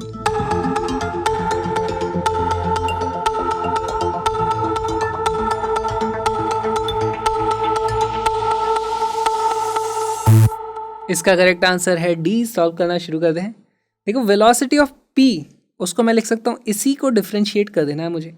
at को डिफरेंशिएट करोगे तो क्या आएगा, सिर्फ a प्लस bt² को डिफरेंशिएट करोगे, b कांस्टेंट है, t² को डिफरेंशिएट करते हैं तो 2 इधर आ जाता है, ये बचता है हमारे पास सिर्फ 2t, उसको मैं लिख दूंगा 2 × bt। ठीक। सिमिलरली q की जो वेलोसिटी है, अब इसको डिफरेंशिएट करना है। ft में f तो कांस्टेंट है, t का डिफरेंशिएशन हो जाता है 1, तो ये हो जाएगा सिर्फ f माइनस t² का डिफरेंशिएशन करो। t² का डिफरेंशिएशन कितना होता है, 2t हो जाता है, यहाँ से 2 आगे आ जाता है, यहाँ पे 2 - 1 बचता है हमारे पास, तो 2t आ जाएगा यहाँ पे, तो माइनस का 2t। हमसे क्या बोला है, वो समय पता करो जब दोनों बराबर हो जाएं। तो देखो ये भी समय का फंक्शन है, ये भी समय का फंक्शन है, क्या पता समय की कोई ऐसी वैल्यू एग्जिस्ट करती हो जिस वक्त ये दोनों वैल्यूज बराबर हो जाएं। तो हम लिख देंगे भाई vp = vq। इसका मतलब क्या हो गया हमारे पास, a + 2bt = f - 2t। अब इसको सॉल्व करते ही मुझे टाइम की एक वैल्यू मिल जाएगी, तो यहाँ पर मुझे कुछ ना कुछ इधर करना पड़ेगा, इसको इधर ले आता हूँ, इसको इधर ले जाता हूँ, तो ये हो जाता है 2b + 2 × t = f - a। यहाँ से टाइम t की वैल्यू हो जाती है f - a / 2, और यहाँ से b + 1, इस तरीके से मैं लिख सकता हूँ, which is option number D.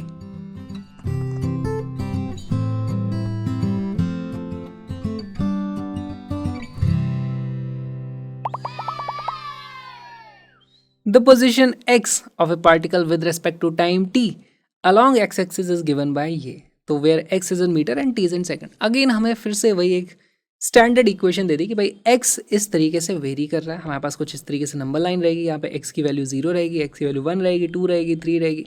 हमें बताए किसी भी टाइम t पे x की वैल्यू कितनी होती है, आप इस जगह से देख सकते हो, हमें ये एक रिलेशन दे दिया गया है, ठीक है। What will be the position of this particle when it achieves maximum speed along the positive direction? अब ये बहुत ही अच्छी बात हो गई। सबसे पहली चीज़ तो हमें इसको डिफ्रेंशिएट करेंगे तो हमारे पास किसी भी समय पर वेलोसिटी का फंक्शन आ जाएगा।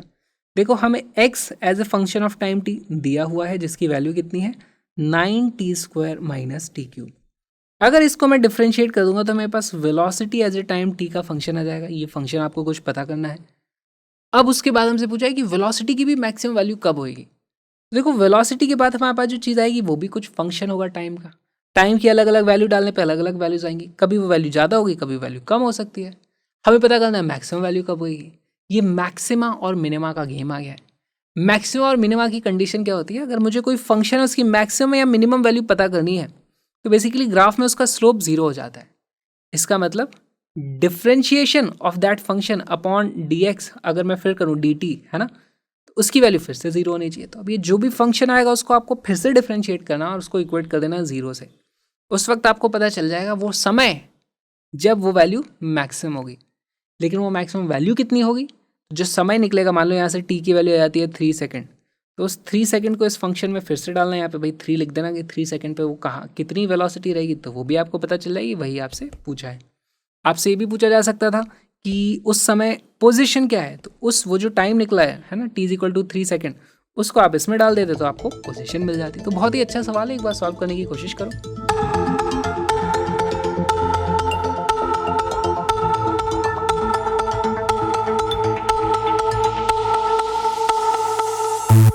इसका करेक्ट आंसर है ए। सॉल्व करना शुरू करते हैं।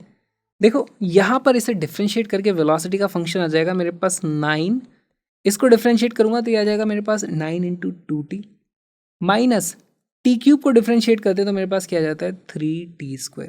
तो बेसिकली ये जो फंक्शन बनता है होता है 18t माइनस 3t²। अब देखो समय की वैल्यू 0 रखने पे वैल्यू 0 है, फिर समय की वैल्यू 1 रखते हैं तो हमारे पास ये आ जाता है कितना 18 माइनस 3।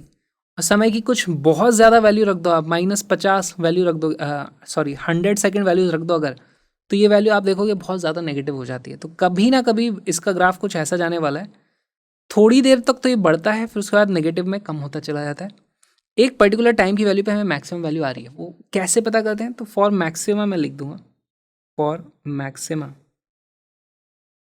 मैक्सिमा हमें करना है dv/dt = 0। यहाँ से मुझे पता चलता है dv/dt इसको करोगे तो कितना आएगा 18 माइनस, इसको डिफ्रेंशिएट करो 60, इसको इक्वेट कर दो 0 से। यहाँ से t की वैल्यू एक्चुअली आ जाती है 3 सेकेंड। इस 3 सेकेंड पर हमारे पास मैक्सिमम वेलोसिटी आती है, ठीक है। What will be the position of this particle, तो हमसे एक्चुअली पोजीशन ही पूछी है।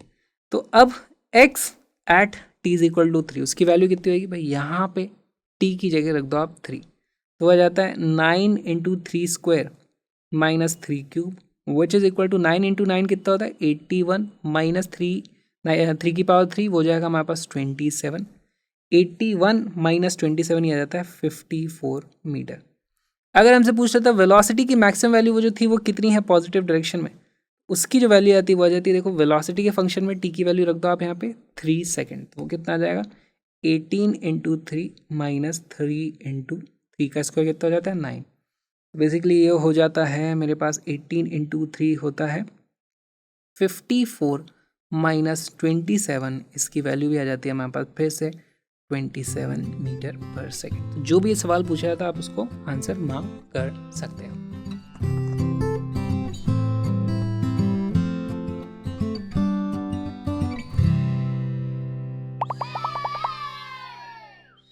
किसी भी मोशन को समझने के लिए पहले हमें रेफरेंस फ्रेम समझना होता है। मोशन इन वन डायमेंशन की बात हो तो हमारे लिए एक नंबर लाइन बन जाती है, जैसे ये x = 0 है तो इधर वाले सारे x हमारे पास पॉजिटिव आ जाते हैं, दिस विल बी पॉजिटिव, ये वाले सारे हमारे पास नेगेटिव x आ जाते हैं। ऑलराइट, अब देखो बहुत बार हमारे को साइन कन्वेंशन समझने में प्रॉब्लम आती है। कभी कन्फ्यूजन ना हो इसलिए हम एक स्टैंडर्ड साइन कन्वेंशन बना देते हैं कि भाई अगर हमारे पास कोई भी चीज़ इधर जा रही है तो हम उसको बोल देंगे लेट से ये हमारे पास पॉजिटिव है। अगर कोई भी चीज़ हमारे पास इस तरफ आती है तो हम बोल देंगे भाई ये हमारे पास नेगेटिव है।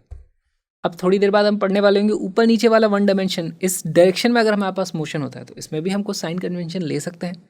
कोई ज़रूरी नहीं है कि आप ऊपर की तरफ पॉजिटिव लो या नीचे की तरफ पॉजिटिव लो, पर अक्सर ऐसा ले लिया जाता है कि भाई ऊपर की तरफ को मैं मान लो पॉजिटिव बोलता हूँ तो मेरे पास नीचे की तरफ वाले को मैं नेगेटिव बोलूँगा, ऐसा आप मान सकते हो। आप फ्री हो, आप ऑपोजिट तरीके से भी यूज़ कर सकते हो, है ना। आप सिर्फ नेगेटिव बोलते हो तो ये पॉजिटिव हो जाएगा, पर हमें समझ में आना चाहिए किसी भी एक क्वेश्चन में एक साइन कन्वेंशन को फॉलो करना होगा। आप अपनी सहूलियत के हिसाब से साइन कन्वेंशन चुन सकते हो, उससे आंसर पे कोई भी फर्क नहीं पड़ने वाला है। अब यहाँ पे मैं कुछ एग्जांपल दे रहा हूँ। यहाँ पे हमारे पास x की अलग अलग वैल्यूज़ हैं, जैसे ये दो x की वैल्यूज़ पॉजिटिव हैं और उसके करस्पॉन्डिंग हमें यहाँ पर वेलोसिटीज़ बनाई हुई है ना, इस तरीके से। अभी यहाँ पर जैसे पार्टिकल इस तरफ जा रहा है, यहाँ पे ये वाला पार्टिकल इस तरफ जा रहा है, तो हमें कुछ वेलोसिटीज़ और पोजीशन दी गई है। हमें ये समझना है कि भाई यहाँ पर x की वैल्यू तो देखो पॉजिटिव है, इस जगह पे बात करूँ पार्टिकल, और पार्टिकल जा भी इस तरफ रहा है, तो मैं क्या बोलूँगा यहाँ पे हमारे पास वेलोसिटी भी पॉजिटिव है।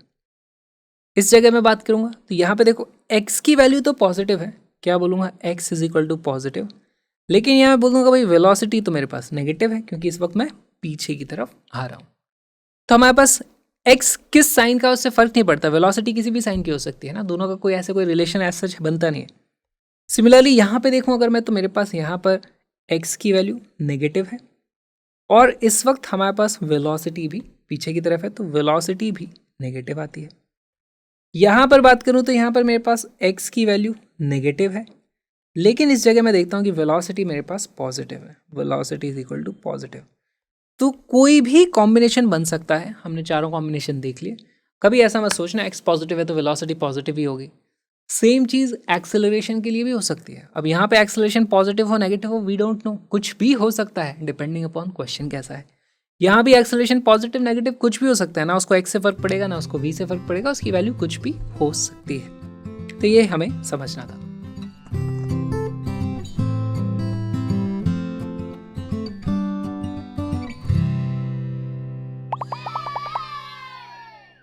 एक्सेलरेशन होता है change in velocity per unit change in time. तो बेसिकली एक्सेलरेशन को किस तरीके से लिखा जाता है, एक्सेलरेशन होता है change in velocity delta v upon change in time, कितना समय लगा। अच्छा, वेलोसिटी का डायरेक्शन होता है, वेलोसिटी वेक्टर होती है, एक्सेलरेशन को भी आप वेक्टर लिख सकते हो, इट्स अ वेक्टर क्वांटिटी, है ना, वो वेक्टर क्वांटिटी। इसकी यूनिट क्या होती है, मीटर पर सेकेंड स्क्वायर, ऐसा यूनिट ही हो जाएगी। अच्छा, ये तो हो जाती है हमारे पास एवरेज एक्सेलरेशन, क्योंकि यहाँ पर हम एक इंटरवल की बात करें ना, डेल्टा डी एक टाइम का बड़ा इंटरवल होता है, तो इसको लिख दूंगा एक्सेलरेशन एवरेज। सिमिलरली मेरे पास एक एक्सेलरेशन की इंस्टेंटेनियस वैल्यू हो जाएगी, इंस्टेंटेनियस। वो क्या हो जाएगा, बेसिकली उसमें डेल्टा टी बहुत छोटा होता है, डी वी भी बहुत छोटा होता है, तो उसकी जो वैल्यू हो जाती है मेरे पास D we upon D T. इस तरीके से हम उसको लिख सकते हैं। अब हमारे पास एक्सेलरेशन में बहुत कन्फ्यूजन लोगों को होता है। देखो, हमारे पास मान लो कोई पार्टिकल है, उसकी वेलोसिटी इस तरफ है, सेम चीज़ यहाँ पे एक पार्टिकल है, उसकी वेलोसिटी इस तरफ है, ठीक है। इस बार इसका एक्सेलरेशन इस तरफ है, इस बार इसका एक्सेलरेशन इस तरफ है, ऐसे दोनों केसेस पॉसिबल हैं। इस केस में हम देखेंगे तो भाई वेलोसिटी जिस दिशा में थी उसी दिशा में हमारे पास एक्सेलरेशन है, तो वेलोसिटी का मैग्नीट्यूड बढ़ने वाला है। वेलोसिटी का मैग्नीट्यूड बढ़ेगा तो मैं क्या बोल सकता हूँ, स्पीड विल इंक्रीज, ऐसा मैं लिख सकता हूँ। यहाँ पर देखो वेलोसिटी इस तरफ है, एक्सेलरेशन पीछे की तरफ है, तो एक्सेलरेशन पीछे यानी कि वेलोसिटी का मैग्नीट्यूड कम हो जाएगा, वेलोसिटी कम होती जाएगी। या बेसिकली आप बोल सकते हो यहाँ पे ब्रेक लग रहे हैं, है ना। तो यहाँ ऐसे केस में हम देखते हैं कि भाई हमारे पास जो स्पीड है वो कम होने वाली है। इसको एक टर्म भी दिया जाता है, रिटार्डेशन इसको बोलते हैं, रिटार्डेशन, है ना, ब्रेक लगा दिए गए, ब्रेक्स, ठीक। सिमिलरली दूसरा केस यहाँ पे हमें देखने को मिलेगा कि भाई हमारे पास वेलोसिटी इस तरफ है, अब की बार वेलोसिटी इस तरफ है, सेम चीज़ एक्सेलरेशन अभी इधर है और यहाँ पर एक्सेलरेशन इधर है। फिर से देखो, वेलोसिटी और एक्सेलरेशन सेम दिशा में है, तो यहाँ पर हमारे पास क्या होने वाला है, स्पीड विल इंक्रीज। वेलोसिटी भी बढ़ेगी, लेकिन वेलोसिटी नेगेटिव में बढ़ेगी। जैसे पहले -5 मीटर पर सेकेंड थी, फिर -10 मीटर पर सेकेंड हो गई, फिर -15 मीटर पर सेकेंड हो गई। वैसे देखोगे तो वैल्यू कम होती जा रही है ना, -5 से -10 -15। वेलोसिटी की वैल्यू मैग्नीट्यूड में देखोगे तो हम बोलेंगे भाई स्पीड बढ़ती जा रही है, वो तेज़ रफ्तार पकड़ रहा है। तो यहाँ पे स्पीड बढ़ रही है, सेम डायरेक्शन में है, तो है ना।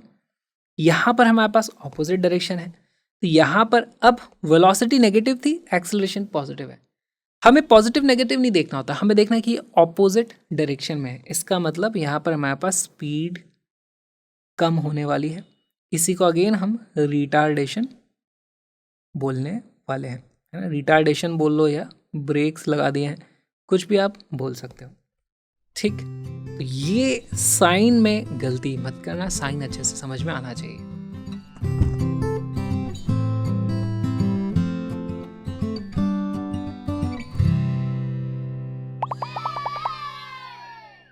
The displacement of a particle varies with time t as. तो हमें डिस्प्लेसमेंट एक फंक्शन दे दिया गया है।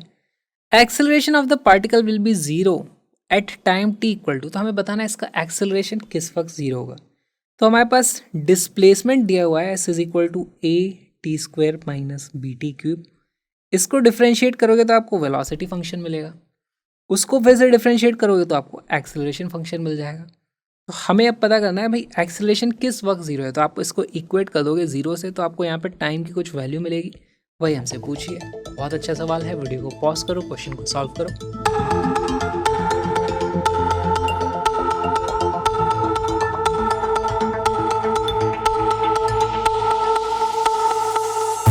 इसका करेक्ट आंसर है बी। सॉल्व करना शुरू करते हैं। देखो वेलोसिटी की वैल्यू आ जाएगी मेरे पास, इसे डिफ्रेंशिएट करूंगा तो आ जाएगा a into 2t minus b into 3t square, या फिर आप इसी को लिख सकते हो 2at माइनस 3bt स्क्वायर। फिर से इसे डिफ्रेंशिएट करेंगे तो एक्सेलरेशन की वैल्यू कितनी आ जाएगी। अब इसे डिफ्रेंशिएट करना है हमें, तो यहाँ पे बचता है हमारे पास 2a माइनस 6bt, और इसको जीरो के बराबर इक्वेट कर देना है। यहाँ से हमें मिलता है 2a is equal to 6bt। यहाँ पर हमारे पास इस तरीके से कट जाएगा 3 टाइम्स, और टाइम की वैल्यू आ जाएगी a/3b। a/3b, b is our correct answer.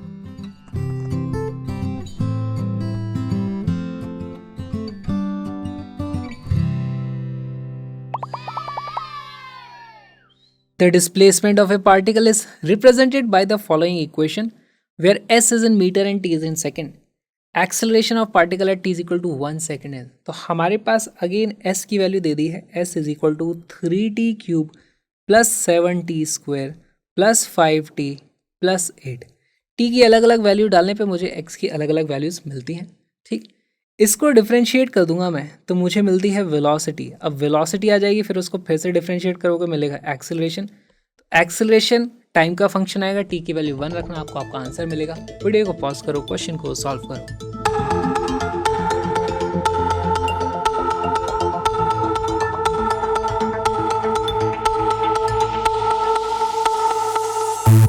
का करेक्ट आंसर है सी। सॉल्व करते हैं। तो देखो वेलोसिटी के लिए अब मुझे इसको डिफरेंशिएट करना है, तो इसको डिफरेंशिएट करेंगे तो ये कितना आ जाएगा 3 into 3t square plus 7 into, देखो अब टी स्क्वायर को डिफरेंशिएट करोगे तो कितना आ जाएगा 2t, प्लस इसको डिफरेंशिएट करोगे तो कितना रह जाएगा सिर्फ 5, प्लस इस 8 को डिफरेंशिएट करोगे वो कांस्टेंट आता है मेरे पास 0। तो इसी को क्या लिख सकता हूँ मैं, ये हो जाता है मेरे पास 9t square plus 14t plus 5, इतने मीटर पर सेकंड, जहाँ पर ये हमारे पास मीटर में वैल्यू, ठीक है। अब इसको डिफरेंशिएट करते हैं, तो इससे डिफरेंशिएट करेंगे तो ये जाएगा 9t स्क्वायर से मेरे पास बन जाएगा acceleration is equal to 9 into 2t plus 14 आ जाएगा 14t का, और 5 का डिफ्रेंसिएशन हो जाता है 0, तो इसकी वैल्यू हो जाती है मेरे पास 18t प्लस 14 metre per second square. Acceleration की वैल्यू आ गई, मुझे पता करना है acceleration at t is equal to 1 second. तो t की वैल्यू 1 रख दोगे, यहाँ आ जाएगा 18 into 1 plus 14 which is equal to 18 plus 14, यह आ जाता है हमारे पास 32 metre per second square. C becomes a correct answer.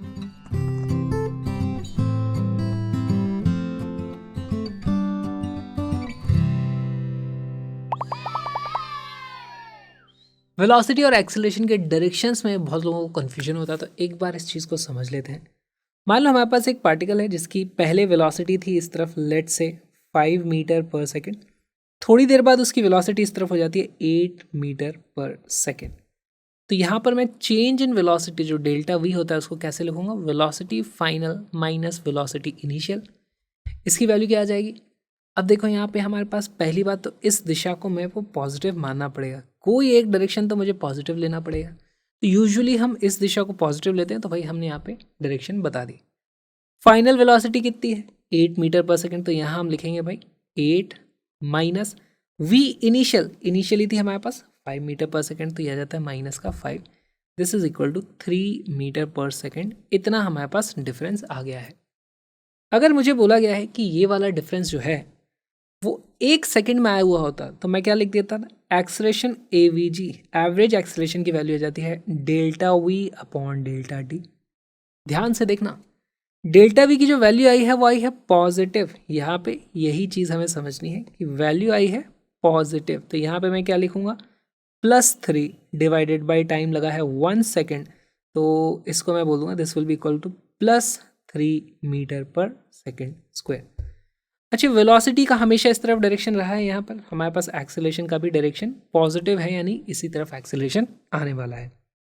Okay, अच्छा इसी का ऑपोजिट हो सकता है, दूसरा केस बनाते हैं। इनिशियली हमारे पास था 8 मीटर पर सेकेंड से इस तरफ पार्टिकल जा रहा था, थोड़ी देर बाद यानी 1 सेकेंड बाद उसकी वेलोसिटी इस तरफ है 5 metre per second.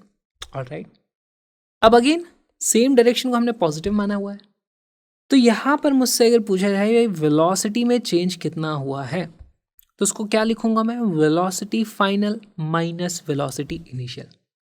Finally velocity कितनी है इस तरफ 5 मीटर पर सेकेंड की, तो हम यहाँ लिख देंगे भाई दिस इज 5, माइनस इनिशियली कितनी थी तो वो थी 8, तो यहाँ पे आ जाएगा 8, और अब की बार हमारे पास जो वैल्यू आती है वो आती है माइनस का 3 मीटर पर सेकेंड। देखो यहाँ भी वेलोसिटी हमेशा पॉजिटिव थी, यहाँ पे भी वेलोसिटी हमेशा पॉजिटिव है, बीच में भी सभी जगह वेलोसिटीज पॉजिटिव रहेंगी। यहाँ पर चेंज इन वेलोसिटी पॉजिटिव था, यहाँ पर चेंज इन वेलोसिटी नेगेटिव था। वेलोसिटी खुद पॉजिटिव है लेकिन उसमें जो चेंज हुआ है, बदलाव जो आया है वो नेगेटिव आ गया, वेलोसिटी थोड़ी कम हो गई। तो एक्सेलरेशन देखना नेगेटिव आना चाहिए और वो आएगा भी सही। एक्सेलरेशन एवरेज उसको हम क्या लिखते हैं, delta v upon delta T. अब डेल्टा वी हम क्या लिखेंगे, -3 आया है, डिवाइडेड बाई टाइम लगा है 1, तो इस बार वैल्यू आएगी -3 मीटर पर सेकेंड स्क्वायर। ध्यान से देखो, इस मोशन के दौरान वेलोसिटी इस तरफ थी, एक्सेलरेशन नेगेटिव डायरेक्शन में लग गया है ना। Acceleration is opposite to velocity, इसका मतलब हम इसको क्या स्पेशल नाम देते हैं, retardation.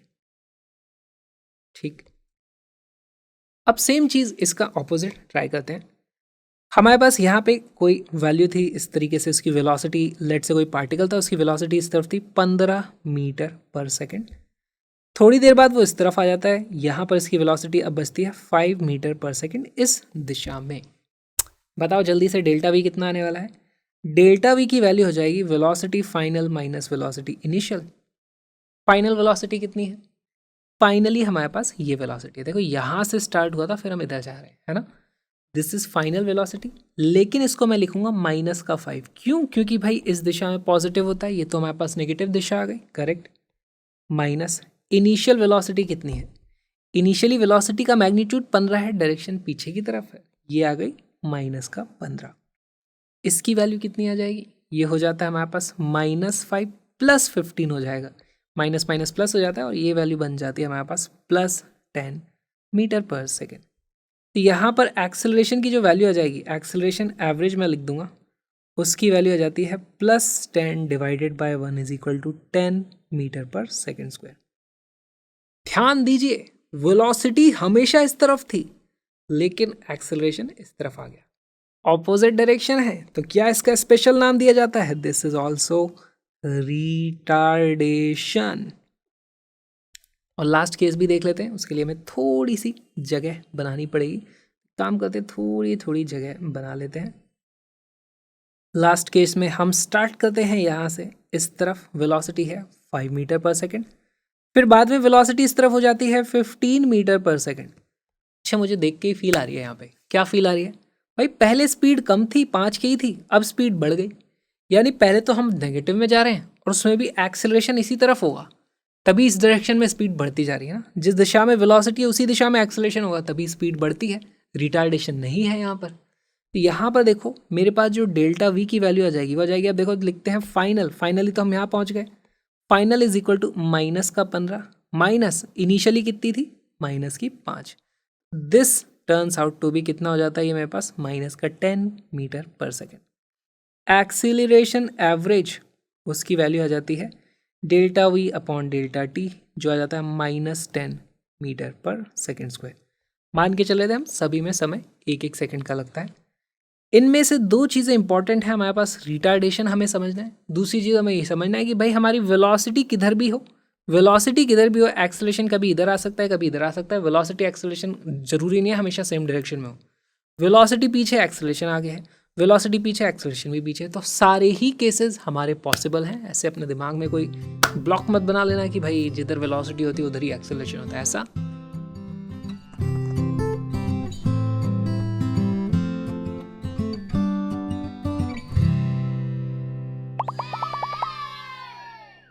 The displacement x of particle varies with time t as, हमें बेसिकली कुछ x का फंक्शन दे दिया है, हमें लिख दिया गया है कि भाई x इज इक्वल टू a e raise to power minus alpha t plus b e raise to power plus beta t. t की अलग अलग वैल्यूज डालने पर x की अलग अलग वैल्यूज आएंगी, समय बढ़ता चला जाएगा, 0 से लेट से स्टार्ट होता है 1 सेकेंड 2 सेकेंड, अलग अलग वैल्यूज मिलने वाली हैं। हमसे पूछा है वेलोसिटी की बात की जा रही है, तो वेलोसिटी के लिए पहली बात तो हमें पता है इसको मुझे डिफरेंशिएट करना पड़ेगा, वेलोसिटी होती है dx अपॉन dt, तो वो भी कुछ फंक्शन आएगा, अब इसको डिफरेंशिएट करना आना चाहिए पहली बात तो, और फिर जो वो फंक्शन आएगा उसको देख के हम कुछ प्रेडिक्शंस कर सकते हैं जो इनमें से कोई एक ऑप्शन सही होने वाला है। कौन सा है वो सही ऑप्शन, वीडियो को पॉज करो, क्वेश्चन को सॉल्व करो।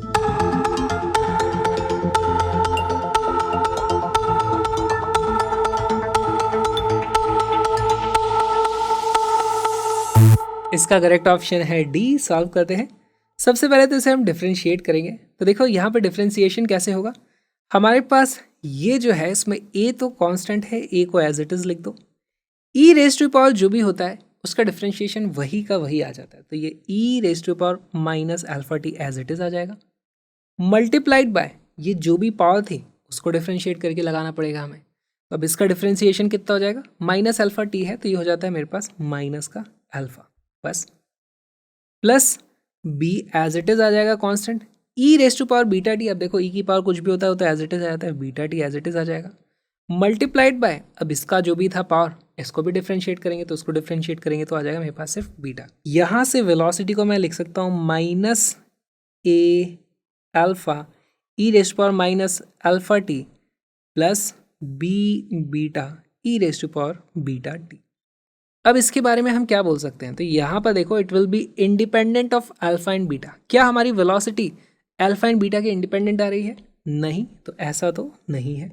नेक्स्ट ऑप्शन देखो, drop to zero when alpha is equal to beta, अच्छा अल्फा और बीटा को अगर आप इक्वल कर दो, मान लो अल्फा रख दो यहाँ पे भी अल्फा रख दो, तो क्या ये वाली वैल्यू जीरो हो जाती है, ये भी अल्फा रख देंगे ये भी अल्फा रख देंगे, तो मुझे नहीं लगता ये वाली वैल्यू जीरो हो रही है ना, तो ये भी करेक्ट आंसर नहीं है। Go on decreasing with time, go on increasing with time, तो हमें देखना है समय के साथ ये वैल्यू बढ़ती जा रही है या कम होती जा रही है, ठीक।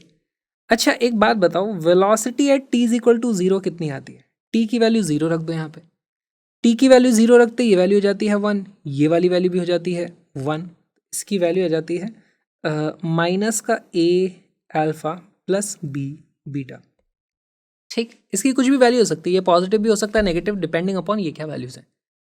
फिर उसके बाद समय बढ़ता जाएगा, समय बढ़ता जाएगा तो ये वाली टर्म तो बड़ी होती जाएगी और ये वाली टर्म की भी वैल्यू अभी 1 है, ये वाली वैल्यू कम होती चली जाएगी, है ना। यहाँ पर एक्चुअली हमारे पास ये वाली जो टर्म है ये डिक्रीज करेगी विद टाइम, जैसे जैसे समय बढ़ेगा हमारे पास this term will decrease and this term will increase with time. तो अब जो वेलोसिटी का कंपोनेंट है ये वाली टर्म कम होती जाएगी, ये वाली टर्म बढ़ती जाएगी, पॉजिटिव वाला पार्ट बढ़ता जा रहा है, ये वाला पार्ट कम है, तो हमारे पास velocity will keep increasing with time, और यही हमारा करेक्ट आंसर हो जाता है। सी भी गलत हो जाएगा। इस तरीके से हमें क्वेश्चन को सॉल्व करना था।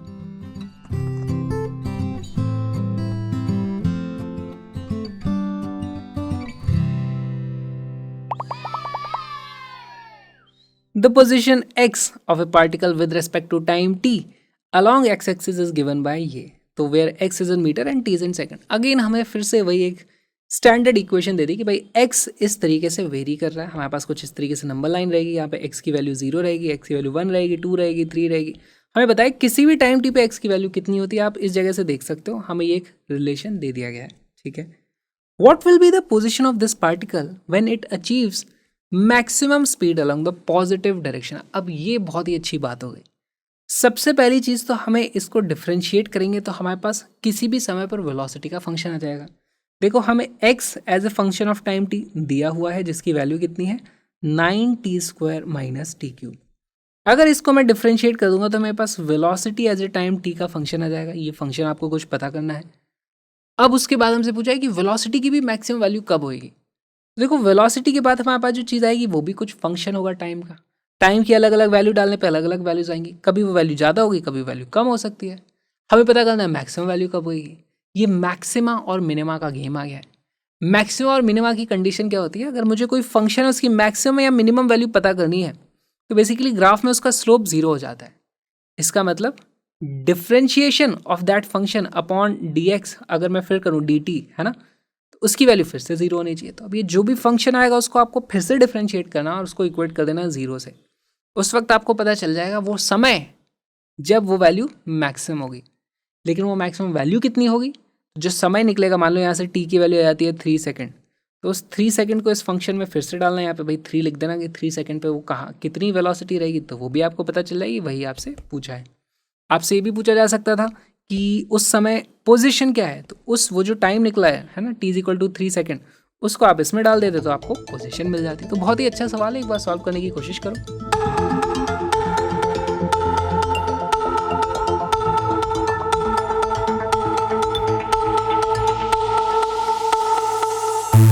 इसका करेक्ट आंसर है ए। सॉल्व करना शुरू करते हैं।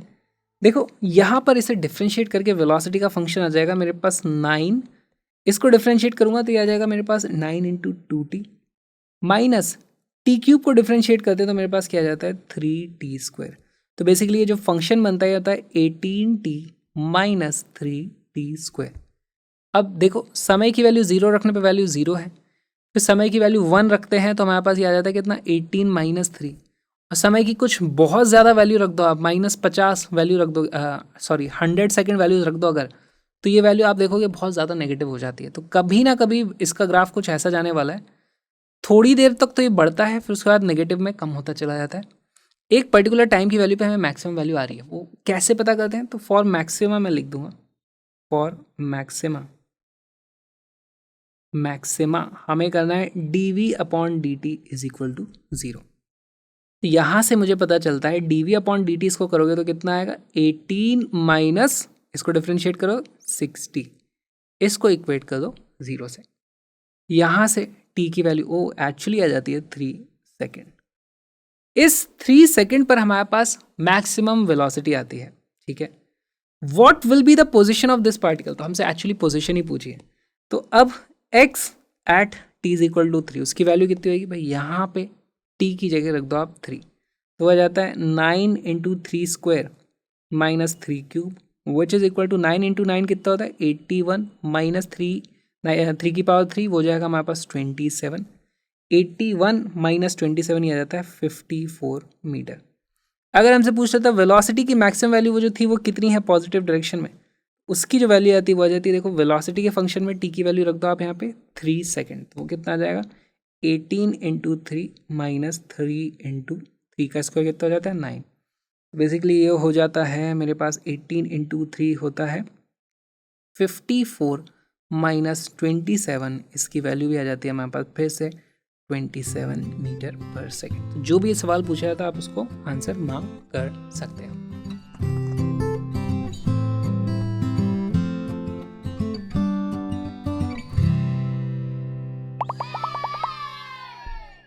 Motion in a straight line या फिर मोशन इन वन डायमेंशन को हम दो मोटी कैटेगरीज में बांट सकते हैं। देखो भाई, मोशन होगा, एक यूनिफॉर्म मोशन बोला जाता है, दूसरा होता है non uniform motion.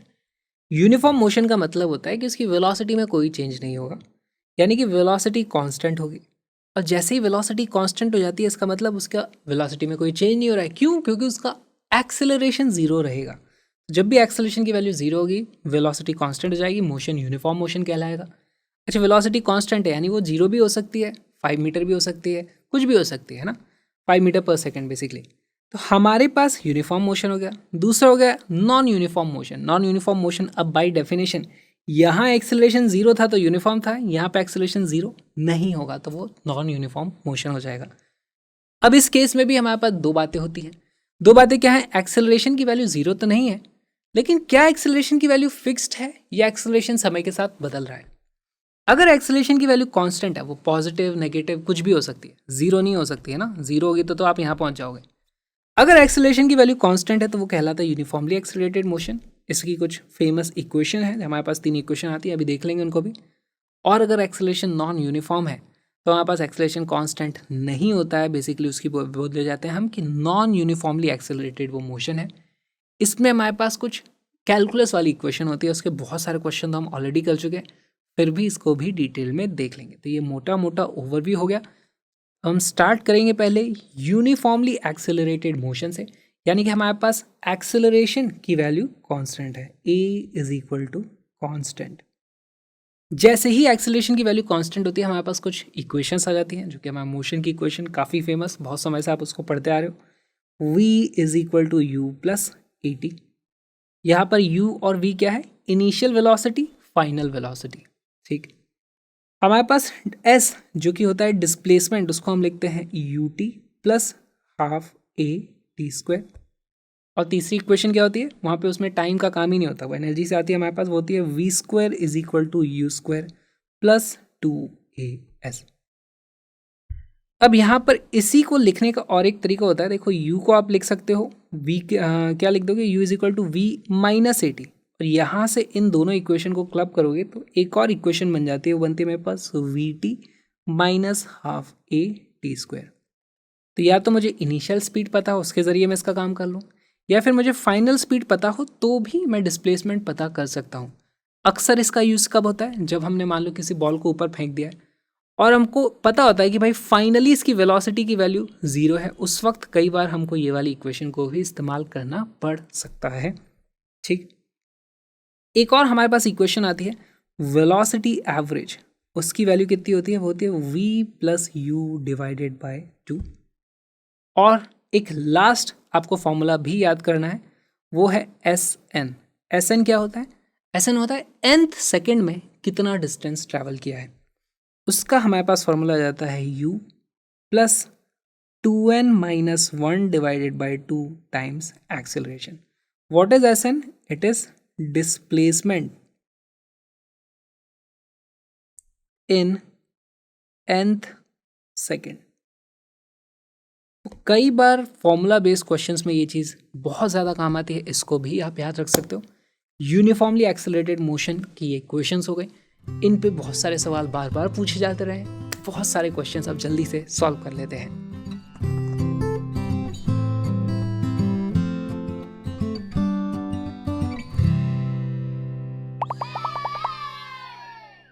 A particle starts its motion from rest under the action of a constant force.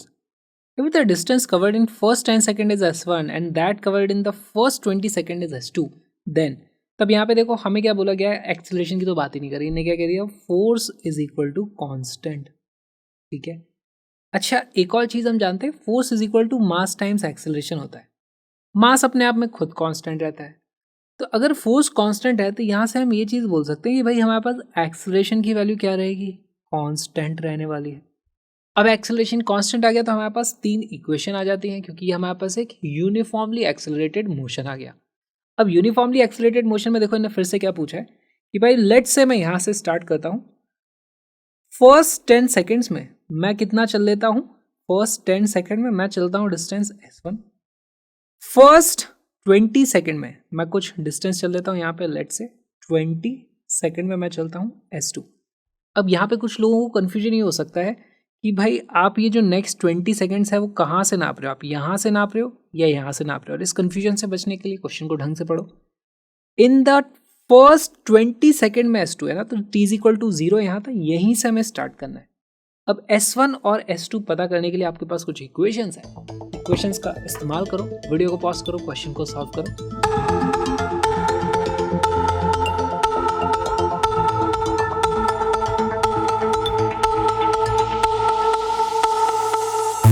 इसका करेक्ट आंसर है बी। तो देखो यहाँ पे हमें कौन सी इक्वेशन यूज करनी है, S is equal to u t plus half A T square. हमें क्या बोला था, starts its motion from rest, इसका मतलब u की वैल्यू रही होगी 0। तो हमें पता चल जाता है S is equal to half A T square. अब एक्सेलरेशन की वैल्यू कांस्टेंट है, यहाँ पे हम क्या लिख सकते हैं, S is proportional to t square होने वाला है। अगर मैं बात करूं मुझे S1 अपॉन S2 पता करना है तो उसकी वैल्यू कितनी हो जाएगी, T1 अपॉन T2 का होल स्क्वायर। इसकी वैल्यू कितनी आ जाती है, T1 है 10 सेकेंड, इसके लिए था, दूसरे वाले के लिए वो है 20 सेकेंड, तो डिनोमिनेटर में 20, इसका स्क्वायर कर दो, ये आ जाएगा हमारे पास 1/2 का स्क्वायर, यानी कि आ जाएगी वैल्यू 1/4। यहाँ से मुझे क्या मिल जाता है, S1 4S1 is equal to S2, है ना, क्योंकि S1 अपॉन S2 इज इक्वल टू 1/4 आ रहा है। ये आ जाता है हमारे पास, option B becomes a correct answer. बहुत ही अच्छा सवाल था।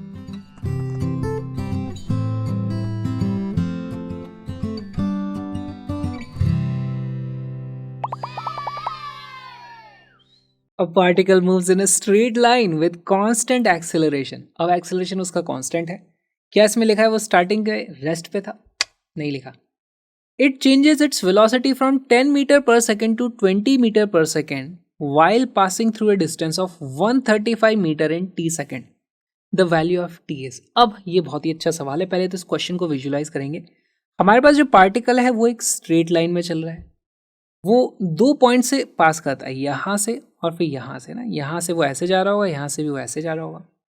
हमें क्या बताया है, जिस वक्त वो यहाँ पे था तो उसकी वेलोसिटी थी 10 मीटर पर सेकेंड, यहाँ पे आता है तो वेलोसिटी हो जाती है 20 मीटर पर सेकेंड। दोनों के बीच में जो डिस्टेंस है वो हमें दिया हुआ है, कितना दिया हुआ है, 135 मीटर। इस तरीके से हमसे पूछा इन दोनों के बीच में जो टाइम लगा होगा ना, वो टाइम लगा है टी की वैल्यू कैसे पता करोगे। ऑलराइट, बहुत ही अच्छा सवाल। यहाँ पे हमें टाइम टी लगा है, टी की वैल्यू कैसे पता करोगे। तो देखो हमारे पास 3 इक्वेशंस है, S is equal to u t plus half A T square. यहां पर आप देख सकते हो भाई कि इनिशियली मेरे पास वेलोसिटी है 10 मीटर पर सेकेंड और टाइम मुझे नहीं पता, मुझे एक्सेलरेशन भी एक्चुअली नहीं पता, टाइम भी नहीं पता, तो ये वाली इक्वेशन यूज कर पाना मेरे लिए थोड़ा मुश्किल हो जाएगा। ठीक है, कोई बात नहीं। दूसरी इक्वेशन क्या होती है, v is equal to u plus a t. Okay, और तीसरी इक्वेशन होती है v square is equal to u square plus 2as। अब यहाँ पे हम देखते हैं v है u है, हमारे पास u भी था v भी था। एक्सेलरेशन मुझे नहीं पता, डिस्प्लेसमेंट दोनों के बीच का 135 ये भी मुझे पता है, तो इस इक्वेशन की मदद से मैं एक्सेलरेशन पता कर लूंगा। एक बार एक्सेलरेशन पता चल गया तो मेरे पास v पता है मुझे यहाँ पर, u पता है मुझे यहाँ पर, एक्सेलरेशन पता चल ही चुका है तो टाइम t भी पता चल जाएगा। इस अप्रोच का इस्तेमाल करें, वीडियो को पॉज करो, क्वेश्चन को सॉल्व करने की कोशिश करते हैं।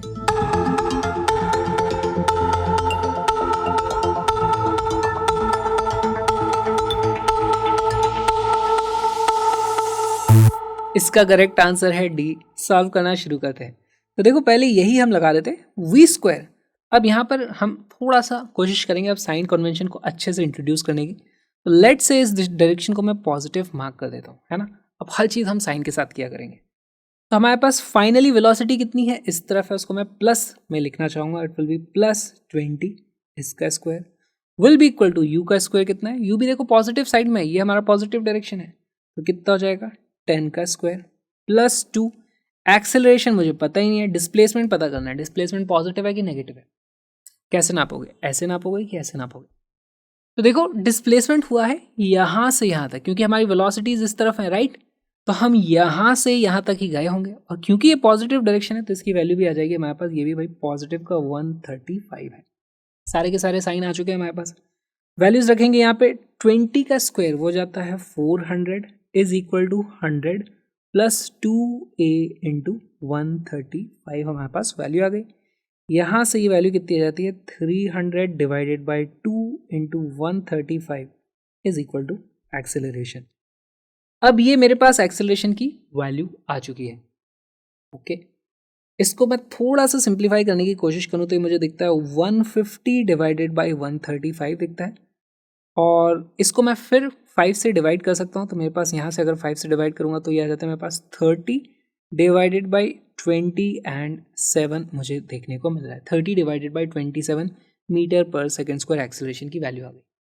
अब हमें क्या करना है, देखो हमें समय बताना था, एक्सेलरेशन थोड़ी बताना था। तो हम इस इक्वेशन का इस्तेमाल करेंगे।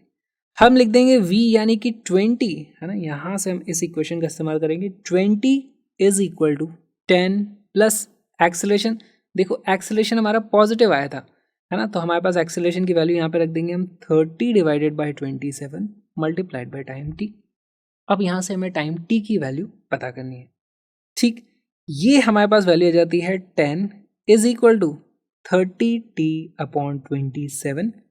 यहाँ पर एक जीरो से ये जीरो इस तरीके से कट जाता है, 3 से ही कट जाता है 9 टाइम्स, और t की वैल्यू आ जाती है हमारे पास 9 सेकंड, क्योंकि सब कुछ ऐसा यूनिट में चल रहा था, एंड d बन जाता है हमारा करेक्ट आंसर। बहुत अच्छा ये सवाल था, 2 इक्वेशंस का हमको इस्तेमाल करना पड़ गया, बहुत ही बढ़िया सवाल।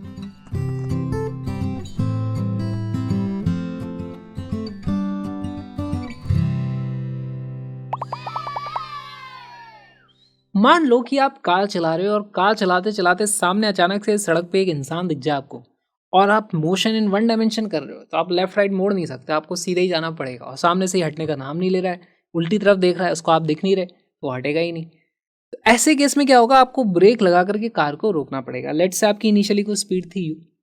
अब यहाँ पे 2 फिनोमेना होते हैं। पहली चीज तो आपने इंसान को देखा और ये प्रोसेस करने में कुछ टाइम लगता है। अच्छा, वो देखा और फिर मेरे को ब्रेक दबाने हैं, और मैंने ब्रेक दबाने का सिग्नल दे दिया और मेरे पैरों ने एक्चुअली ब्रेक दबाया, तो इसको हम क्या बोलते हैं, रिएक्शन टाइम मेरा, है ना। कुछ चीज़ मैंने देखी और फिर डिसीजन लिया और फिर कुछ एक्ट किया, तो मेरा रिएक्ट जो मैंने किया उसमें कुछ समय लग जाता है, तो उतनी देर तक तो ब्रेक लगा ही नहीं, तो उतनी देर तक कार हमारी उसी स्पीड से चलती रहती है। यहाँ से हम यहाँ तक जाएंगे और इस पॉइंट पे आकर के मैं ब्रेक लगाता हूँ। तो बेसिकली ये वाला जो हमारे पास टाइम होता है, इसको हम क्या बोलते हैं, this is known as reaction time.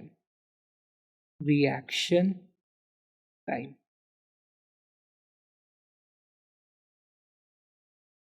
Reaction time पे हमने इस वक्त क्या किया, इस वक्त मैंने अप्लाई कर दिए ब्रेक्स। ठीक, अब जैसे ही मैंने ब्रेक लगा दिया तो हम मान के चलते हैं कि हमारे पास कांस्टेंट रिटार्डेशन होता है। अच्छा, एक बात बताओ, जब तक मैंने ब्रेक नहीं दबाए थे तो गाड़ी हम मान के चलते हैं सेम कांस्टेंट स्पीड से चल रही थी। तो यहाँ पर इस तरफ यू थी, यहाँ पर भी यू रहेगी, यहाँ पर भी इस तरीके से वो यू से आएगी, यहाँ पर भी वो यू से ही जाएगी। इस पॉइंट तक जब तक ब्रेक नहीं दबे हैं तब तक स्पीड यू ही रहने वाली है। फिर हमने ब्रेक दबा दिया। अब ब्रेक दबने के बाद क्या होगा, कार धीरे धीरे रिटार्ड होगी और यहाँ पर आकर के उसकी वेलोसिटी फाइनली हो जाती है 0। इस जगह तक आकर के वो रुक चुकी है ना, तो स्टॉप्स हो जाते हैं यहाँ पे। तो अब इसको क्या बोला जाएगा भाई, यहाँ पे हमारे पास इस तरफ स्पीड थी u, यहाँ पर जाके मैं बोल सकता हूँ भाई v इज इक्वल टू 0 हो जाता है। तो ये जो हमारे पास टाइम लगता है ना, इसको बोला जाता है this will be stopping time. This is stopping time, कितना टाइम लगा गाड़ी को रुकने में। अच्छा, इस पूरे दौरान हमारे पास वेलोसिटी इधर थी, इधर थी, इधर थी, इधर थी, यहाँ पे आके 0 आ गई। तो मैं देखता हूँ वेलोसिटी आगे की तरफ ही थी लेकिन कम हो रही है। यहाँ पे हमारे पास रिटार्डेशन होता है, एक्सेलरेशन की वैल्यू पीछे की तरफ होती है, उसको हम कांस्टेंट मान के चलते हैं। अच्छा, ये तो हमने टाइम की बात कर ली भाई, रिएक्शन टाइम है, स्टॉपिंग टाइम है। जितनी देर में हमने यहाँ पे गाड़ी चली है इसी को हम बोल देते हैं भाई रिएक्शन टाइम था, इसको बोल दो ये हो गया हमारे पास reaction distance. This is reaction distance. Reaction distance की वैल्यू कितनी हो जाएगी, कांस्टेंट स्पीड से चल रहे थे, जितना रिएक्शन टाइम है उतनी देर हम चलेंगे, तो इसको मैं लिख सकता हूँ this will be equal to u into t r. तो टी आर क्या है हमारा, रिएक्शन टाइम। ठीक, फिर अब आता है हमारे पास सबसे ज्यादा काम की चीज, जिस पर सबसे ज्यादा क्वेश्चन पूछे जाते हैं, वो है ये वाला डिस्टेंस। रिएक्शन टाइम में जितना चलो उसे रिएक्शन डिस्टेंस, स्टॉपिंग टाइम में जितना चलोगे उसको क्या बोला जाएगा? Stopping distance. This is stopping distance. Stopping distance का मतलब जब मैंने ब्रेक दबा दिए वहां से लेकर के कार के रुकने तक में कितना डिस्टेंस ट्रैवल हो गया, वही हमारा स्टॉपिंग डिस्टेंस। अगर ये स्टॉपिंग डिस्टेंस ज़्यादा होता, यहाँ तक होता, इसका मतलब कार इसको उड़ा देगी, ठीक है, फिर इसकी टक्कर हो जाएगी, फिर देख लेना आगे क्या करना है। तो सबसे ज़्यादा सवाल इसी पे पूछे जाते हैं, स्टॉपिंग डिस्टेंस कैसे पता करोगे? तो देखो यहाँ पर हमारे पास जो इक्वेशन यूज होगी, S is equal to UT plus half AT²। अगर ये आप यूज़ करते हो तो इसमें आपको टाइम की ज़रूरत पड़ती है। क्या मुझे पता है यहाँ पे टाइम कितना लगने वाला है? मुझे वो एक्चुअली पता नहीं है, वो भी मुझे कैलकुलेट करना पड़ेगा। तो हम वो सब चीज़ें नहीं करते, हम इक्वेशन यूज़ कर लेंगे V² is equal to U² plus 2AS। Sign convention के साथ चलेंगे।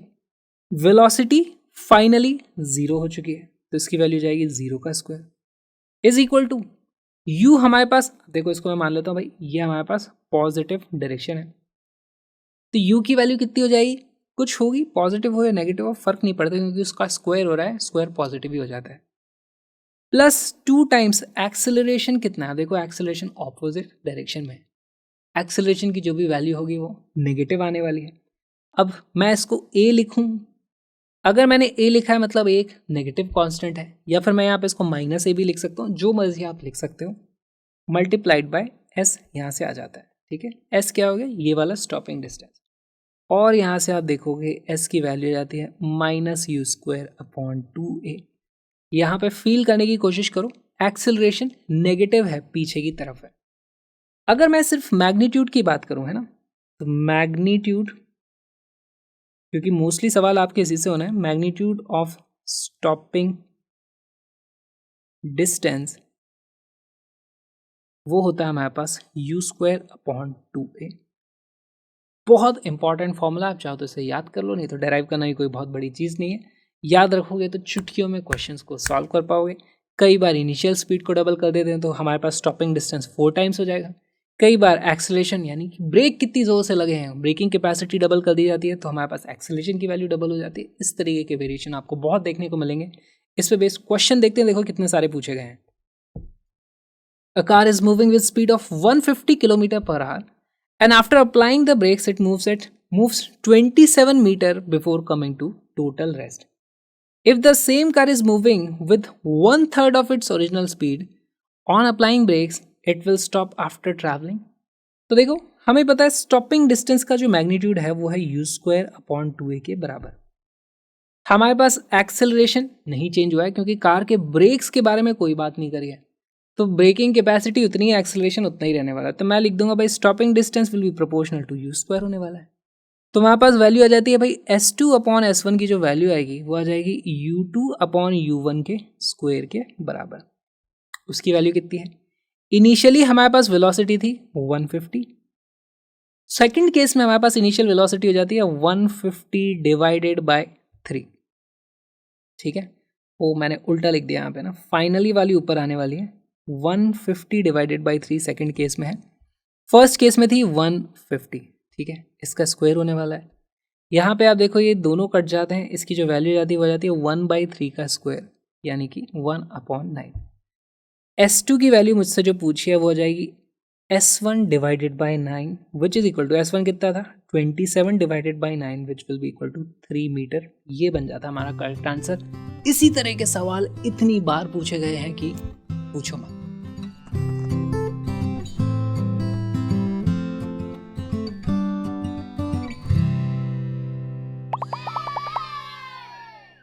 A car moving with a speed of 40 km/h can be stopped by applying brakes at least after 2 meter. तो हमारे पास कोई कार चल रही है ना, अगर हमारे पास एक कार है जो इस तरफ चल रही है 40 की स्पीड से, 40 km/h की स्पीड से, अगर मैं ब्रेक लगा दूं वो यहाँ से जाती है 2 मीटर कम से कम चलेगी। लेट से इसको मैं बोल देता हूँ S1, जो कि हमारा स्टॉपिंग डिस्टेंस है फॉर केस नंबर 1। अच्छा, हमारे पास स्टॉपिंग डिस्टेंस का फॉर्मूला क्या है? S is equal to U²/2A। बहुत ही सिंपल सवाल है। इनिशियल स्पीड बोल रहे हैं कि भाई जब वो 80 की स्पीड से चलती है तो मिनिमम उसको स्टॉपिंग डिस्टेंस कितना होने वाला है, स्टॉपिंग डिस्टेंस पता करना है सेकंड केस में। वीडियो को पॉज करो, क्वेश्चन को सॉल्व करो।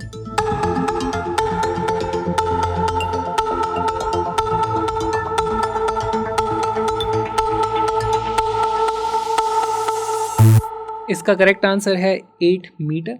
और बहुत ही सिंपल है, देखो सेम कार है, सेम ब्रेक्स है, कुछ बोला नहीं है ब्रेक्स के बारे में, तो हमें मानना पड़ेगा कि एक्सेलरेशन कांस्टेंट रहेगा। तो हम लिख देंगे s is proportional to u square. यहाँ से मुझे पता चलता है S2 upon S1 will be equal to U2 upon U1 का स्क्वायर। ठीक है, दूसरे केस में वेलोसिटी कितनी थी इनिशियल 80, पहले केस में थी 40, इसका स्क्वायर करोगे ये आ जाता है 2 का square which is equal to 4।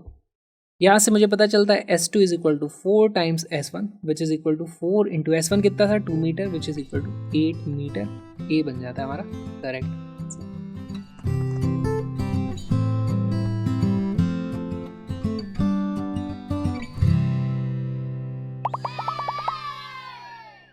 Acceleration अगर कांस्टेंट ना हो तो उस केस में हम जो मोशन की इक्वेशंस को सॉल्व करते हैं हम उसको बोलते हैं कि यार ये जनरल इक्वेशन ऑफ मोशन है। अगर हमारे पास एक्सेलरेशन कांस्टेंट हो या ना हो ये इक्वेशंस हमेशा वैलिड होती हैं। अगर एक्सेलरेशन की वैल्यू कांस्टेंट हो जाती है तो हमारी लाइफ थोड़ी आसान हो जाती है और हमारे पास वो 3 फेमस इक्वेशन आ जाती हैं, s is equal to u t plus half a t square, v is equal to u plus a t and v square is equal to u square plus 2as। अगर एक्सेलरेशन कांस्टेंट नहीं है ऐसे केस में क्या करना है? सबसे पहली चीज़ हमारे को लिखना है a is not equal to constant. ऐसे केस में हमारे पास क्या क्या रिलेशन आया है? हम वेलोसिटी को हमेशा लिखते हैं dx अपॉन dt, हम एक्सेलरेशन को हमेशा लिख देंगे dv अपॉन dt, है ना, change in velocity upon time जो भी होता है। यहाँ से हमारे पास एक और रिलेशन आ जाता है, देखो जैसे मुझे लिखा हुआ है acceleration is equal to dv upon dt है, इसको मैं मल्टीप्लाई कर दूंगा dx से और यहाँ भी मल्टीप्लाई कर दूंगा dx से। अब ध्यान से देखो ये वाली चीज़ क्या बन जाती है dx अपॉन dt, इसको मैं लिख सकता हूँ वेलोसिटी v के बराबर, v dv अपॉन dx हमारे पास ऐसे आ जाता है ना, dx अपॉन dt बन जाता है velocity, dv upon dv upon dx यहाँ पर आ गया। तो हमारे पास तीसरी इक्वेशन आ जाती है acceleration is equal to v dv upon dx। ये कुछ रिलेशन है जिनकी मदद से हम बहुत सारे क्वेश्चंस को सॉल्व करने वाले हैं। उसके कुछ एग्जांपल्स देखते हैं।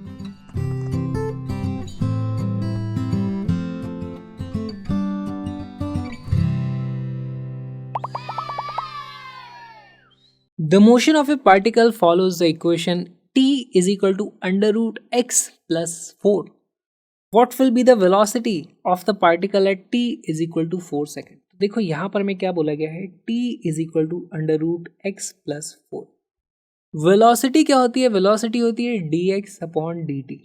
बेसिकली x अगर हमारे पास कोई फंक्शन ऑफ टाइम t होता है तो हम उसको डिफ्रेंशिएट कर देते हैं, वेलोसिटी क्या हो जाती है d ऑफ f जो कि हमारा टाइम का फंक्शन है डिवाइडेड बाई dt।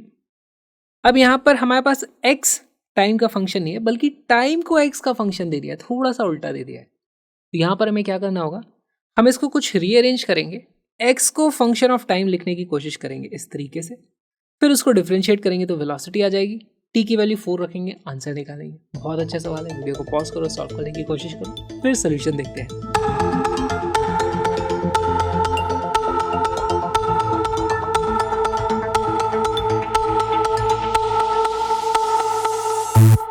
इसका करेक्ट आंसर है सी। सॉल्व करते हैं। देखो यहीं से इसे मैं रीअरेंज कर सकता हूँ, मेरे पास रूट एक्स की वैल्यू कितनी आ जाएगी t माइनस 4, यहाँ पे दोनों तरफ स्क्वायर कर देंगे तो x की वैल्यू कितनी आ जाती है t माइनस 4 का स्क्वायर इस तरीके से, या फिर आप इसी को लिख सकते हो भाई x की वैल्यू आ जाती है t square plus 16 minus 8t। t की अलग अलग वैल्यूज डालते जाओ, x की अलग अलग वैल्यूज मिलती जाएंगी। अब मैं लिख सकता हूँ मेरे पास आ गया है x as a function of time t, correct. Velocity पता करनी है, वेलोसिटी होती है dx अपॉन dt, कर दीजिए इसे डिफरेंशिएट, हमें करना है d by D T of T square plus 16 minus 8t। Differentiate करो भाई, पहले इसको डिफरेंशिएट करेंगे, इसको डिफरेंशिएट करेंगे, टी स्क्वायर का डिफरेंशिएशन आ जाएगा 2t प्लस 16 का डिफरेंशिएशन होता है कांस्टेंट है वो तो 0 आ जाएगा, माइनस 8t का डिफरेंशिएशन क्या हो जाएगा 8 एज इट इज आ जाएगा, t की जगह आ जाएगा 1, this turns out to be 2t minus 8।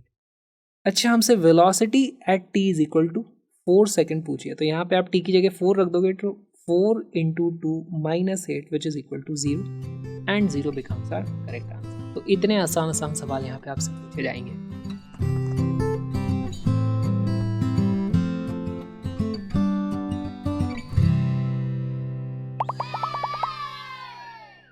General equation of motion देख के मुश्किल लगती है, लेकिन उसमें सवाल आसानी पूछे जाते हैं। फिर भी हम देख लेते हैं क्या क्या पॉसिबिलिटीज़ हैं। देखो, हमें सब कुछ पता तो होना चाहिए ना, क्या क्या स्कोप है, हो क्या सकता है। पहली इक्वेशन है हमारे पास, velocity is equal to dx upon dt। थोड़ा कैलकुलस का यहाँ पे इस्तेमाल होगा, घबराना मत। देखो यहाँ पे वेलोसिटी जो है ना, वो dx अपॉन dt है। इसी को पहली बात तो मैं रीअरेंज करके लिख सकता हूँ, v dot dt is equal to dx। ठीक। अब वेलोसिटी अगर टाइम का फंक्शन है तो आप इसको यहाँ पे एज इट इज इंटीग्रेट कर दोगे, इधर इंटीग्रेट कर दोगे। या फिर हो सकता है कि वेलोसिटी x का फंक्शन हो, है ना। तो यहाँ से हमारे पास दो पॉसिबिलिटीज आती हैं। अगर मैं इसको एज इट इज इंटीग्रेट कर दूं, पहले तो मैं लिखूंगा v is function of time t। उस केस में हम इसको सीधे इंटीग्रेट कर सकते हैं v डॉट डी टी। जैसे वेलोसिटी टाइम का फंक्शन होगा, जैसे टी स्क्वायर है वेलोसिटी की वैल्यू, तो T square dot d T आप इसको सीधे सीधे इंटीग्रेट कर सकते हो, करेक्ट। अगर यहाँ पे होता है ये एक्स स्क्वायर होता है वेलोसिटी की वैल्यू, तो आप इसको x square dot d T इसको इंटीग्रेट तो नहीं कर सकते थे। दूसरा केस यहीं से बन जाता है हमारे पास कि भाई अगर velocity is function of x, तो उस केस में आप v dot d T integrate नहीं कर सकते। उस केस में आपको क्या करना पड़ेगा, आप ऐसे करोगे भाई, dt को इधर ही छोड़ दो, अब ये dx इस तरफ था, वेलोसिटी को इस तरफ ले आओ, और फिर आप यहाँ पे इनको इस तरीके से इंटीग्रेट कर दो।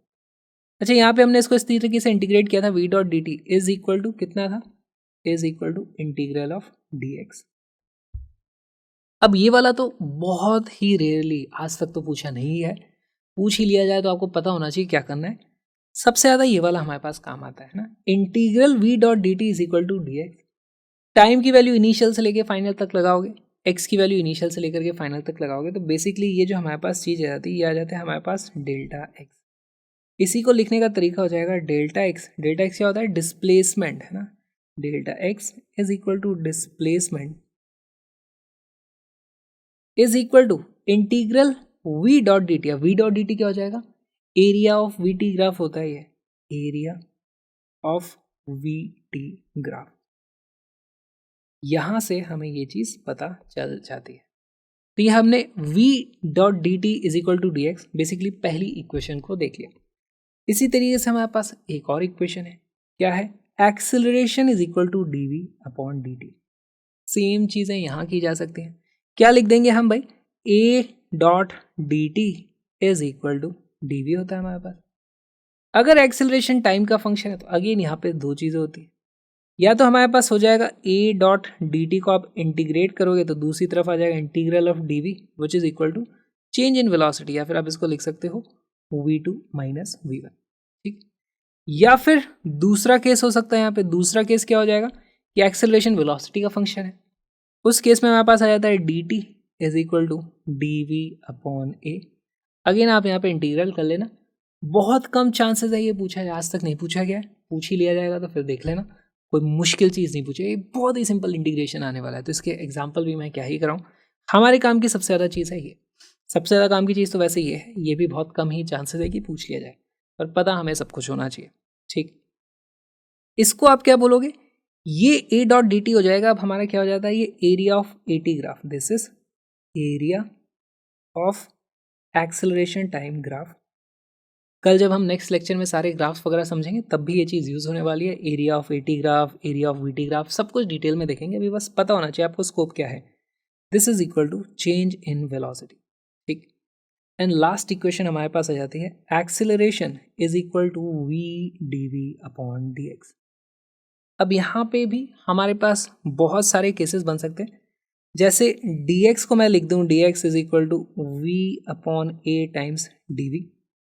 आप इसको इंटीग्रेट कर सकते हो, या फिर हमारे पास दूसरा ऑप्शन क्या आ सकता है। अब ये सब चीज़ें आपसे पूछी जाएगी, बस पता होना चाहिए आपको। यहाँ पे अभी तक हमने क्या किया था, dx को एक तरफ ले लिया था, उसकी जगह आप dv को एक तरफ ले लेते हैं, तो हमारे पास dv आ जाता है, दूसरी तरफ आ जाता है a upon v times dx। इनको भी आप इस तरीके से इंटीग्रेट कर सकते हो। एक ही पॉसिबल होगा, या तो ये पॉसिबल होगा, ये पॉसिबल होगा। बहुत रेयर चांस है कि एक शायद आपसे पूछ लिया जाए, कोई मुझे स्कोप लगता नहीं है। सबसे काम की चीज़ हमारे पास ये है, सेकंड नंबर पे हमारे पास काम की चीज़ ये है, बाकी सब बस हमें पता होना चाहिए, इसलिए हमने स्लाइड में रख लिया। अब इन पे बेस बढ़िया बढ़िया प्रीवियस ईयर्स क्वेश्चंस करते हैं।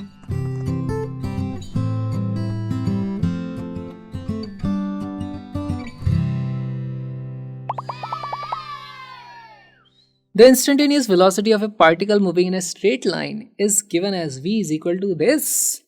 Here alpha and beta are positive constants. The distance traveled by the particle between 1 second and 2 seconds. देखो यहाँ पे हमें क्या दिया हुआ है, वेलोसिटी की वैल्यू दी हुई है अल्फा टी, है ना, alpha t plus beta t square. अच्छा, हमसे पूछा है कि किसी टाइम इंटरवल में 1 से 2 के बीच में कितना डिस्टेंस ट्रैवल हुआ होगा। तो इसको फील करने की कोशिश करो। वेलोसिटी को हम क्या लिख सकते हैं, dx अपॉन dt। अच्छा, यहाँ पे वेलोसिटी हमें क्लियरली टाइम का फंक्शन गिवन है। अब हम यहाँ पे क्या कर देंगे, हमें यहाँ से समझ में आता है भाई इस dt को, ये सारे के सारे टाइम है, dt को भी इधर ले जाओ। यहाँ से मेरे पास इक्वेशन आ जाती है dx will be equal to alpha t plus beta t square dot dt। हमें ये चीज़ दिखाई दे गई। यहाँ पर हमें कर देना है इंटीग्रेशन इस तरीके से। टाइम की लिमिट्स कहाँ से कहाँ तक जा रही है, टाइम की लिमिट जा रही है 1 सेकेंड से 2 सेकेंड तक। उस दौरान हमारा x चेंज होगा x1 से लेकर के x2 तक, ठीक है। तो लेफ्ट हैंड साइड में हमारे पास है dx को इंटीग्रेट करते हैं तो हमारे पास आ जाता है सिर्फ x। लिमिट लगा देंगे हम कहाँ से, x1 से लेकर के x2 तक। और राइट साइड में अब इसको इंटीग्रेशन करना है, इंटीग्रेट करो, लिमिट्स लगाओ, वीडियो को पॉज करो, क्वेश्चन को सॉल्व करके बताओ कि भाई t इज इक्वल टू 1 से 2 तक के बीच में हमारे पास जो डिस्प्लेसमेंट हुआ है, ये लेफ्ट हैंड साइड वाली टर्म है, ये क्या आ जाएगी हमारे पास, लिमिट्स लगोगे तो ये x2 माइनस x1, बेसिकली यही तो हमारा डेल्टा x डिस्प्लेसमेंट हमें पता करना है। तो आपको इसको इंटीग्रेट करना है, लिमिट्स लगानी है, आंसर आपकी नज़रों के सामने होगा। वीडियो को पॉज करो, क्वेश्चन को सॉल्व करो।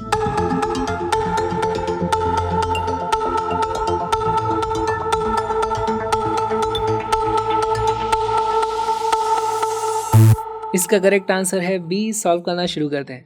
तो हमें इसको इंटीग्रेट करना है। अब देखो यहाँ पे बीच में प्लस है तो इंटीग्रेशन को दो अलग अलग इंटीग्रेशंस में मैं खोल सकता हूँ। इसको मैं लिख दूंगा alpha times T dot d T plus beta times T square dot d T. यहाँ पर अल्फा एक कांस्टेंट है, बीटा एक कांस्टेंट है, तो वो इंटीग्रल के बाहर आ जाएंगे। तो हमारा जो इंटीग्रल का साइन था अब वो यहाँ आ जाएगा और ये वाला यहाँ आ जाएगा, ठीक है। टी डी टी का इंटीग्रेशन क्या होता है, वो हो जाता है टी स्क्वायर बाई टू, क्योंकि आप देखोगे टी स्क्वायर बाई टू को डिफ्रेंशिएट करोगे तो वो 2t अपॉन 2 आता है, ये फिर कट के ये फिर टी आ जाता है। तो बेसिकली हमें इस तरीके से हम चेक भी कर सकते हैं। यहाँ से मेरे पास वैल्यू जाएगी alpha into t square divided by 2 plus beta into t square d t का इंटीग्रेशन क्या हो जाएगा, वो हो जाएगा t cube divided by 3। Check कर लो, टी क्यूब को डिफ्रेंशिएट करते हैं तो क्या आ जाता है हमारे पास, वो हो जाता है 3t square. T cube by 3 होगा तो यहाँ भी 3 रहेगा और ये कट के फिर हमारे पास टी स्क्वायर हो जाएगा। तो बेसिकली टी क्यूब बाई 3 हमारे पास आना था, ये मेरे पास आ गया। लिमिट्स लगनी बाकी है, लिमिट लगेगी टी इज इक्वल टू 1 से लेकर के 2 तक। लिमिट लगाते हैं, इसकी वैल्यू आ जाएगी, अच्छा दोनों में अलग अलग तरीके से लिमिट लगा देता हूँ ना, यहाँ पे 1 से 2 और यहाँ पे भी 1 से 2। इसकी वैल्यू आ जाएगी अल्फा अपॉन 2 को भी बाहर ले लेंगे, 2 का स्क्वायर माइनस 1 का स्क्वायर, ठीक है, प्लस बीटा अपॉन 3 और फिर आ जाएगा मेरे पास 2 का क्यूब माइनस 1 का क्यूब। तो ये जो वैल्यू आ जाती है 2 का स्क्वायर 4 माइनस 1 यानी कि 3, तो ये आ जाता है मेरे पास 3 अल्फा अपॉन 2 प्लस यहाँ पे क्या बचता है 2 का क्यूब यानी कि हो जाता है मेरे पास 8 माइनस 1 यानी कि 7 बीटा डिवाइडेड बाई 3। हमारे पास ए ऑप्शन आ जाता है, A is the correct answer.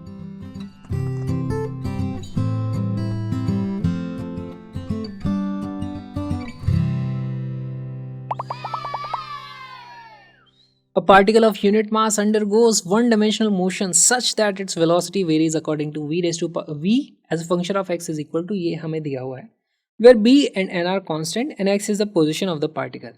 तो बेसिकली हमें दे दिया है v is equal to bx की पावर माइनस 2n, ठीक है। The acceleration of the particle as a function of x is given by। अब यहाँ पर देखो हमें एक्सेलरेशन पता करना है। एक्सेलरेशन को मैं लिखता हूँ dv अपॉन dt होता है, पर वेलोसिटी यहाँ पर टाइम का फंक्शन नहीं है, तो इसको बेसिकली इस वेलोसिटी को मैं टाइम के रेस्पेक्ट में डिफरेंशिएट कर ही नहीं पाऊंगा। इसलिए मैं यहाँ पर क्या यूज़ करूँगा, acceleration is also equal to v dv upon dx। अब आपको ये चीज़ करनी है, वीडियो को पॉज करो, क्वेश्चन को सॉल्व करने की कोशिश करो।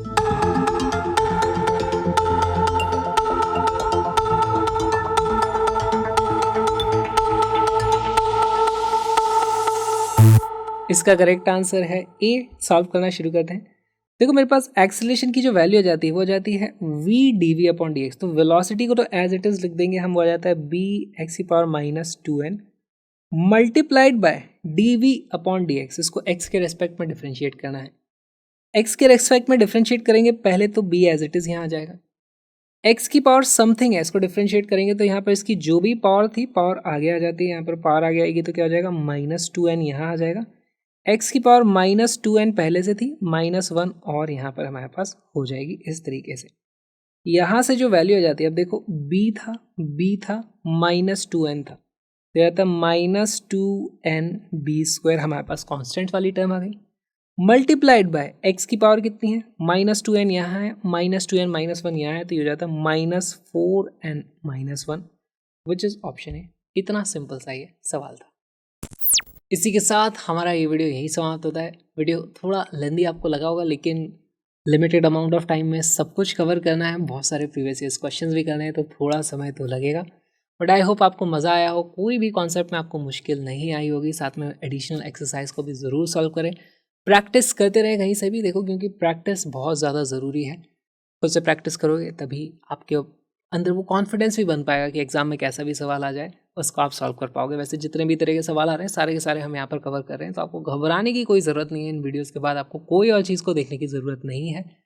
अब हम मिलेंगे अगले वीडियो में, तब तक के लिए ऑल द बेस्ट। अच्छे से तैयारी करनी है और अपने हैंडमेड नोट्स स्वयं बनाएं। नहीं तो आप चाहें तो इन कलरफुल नोट्स के प्रिंट आउट को खरीद भी सकते हैं, उसका भी लिंक मिल जाएगा आपको डिस्क्रिप्शन में। और अब हम मिलेंगे अगले वीडियो में।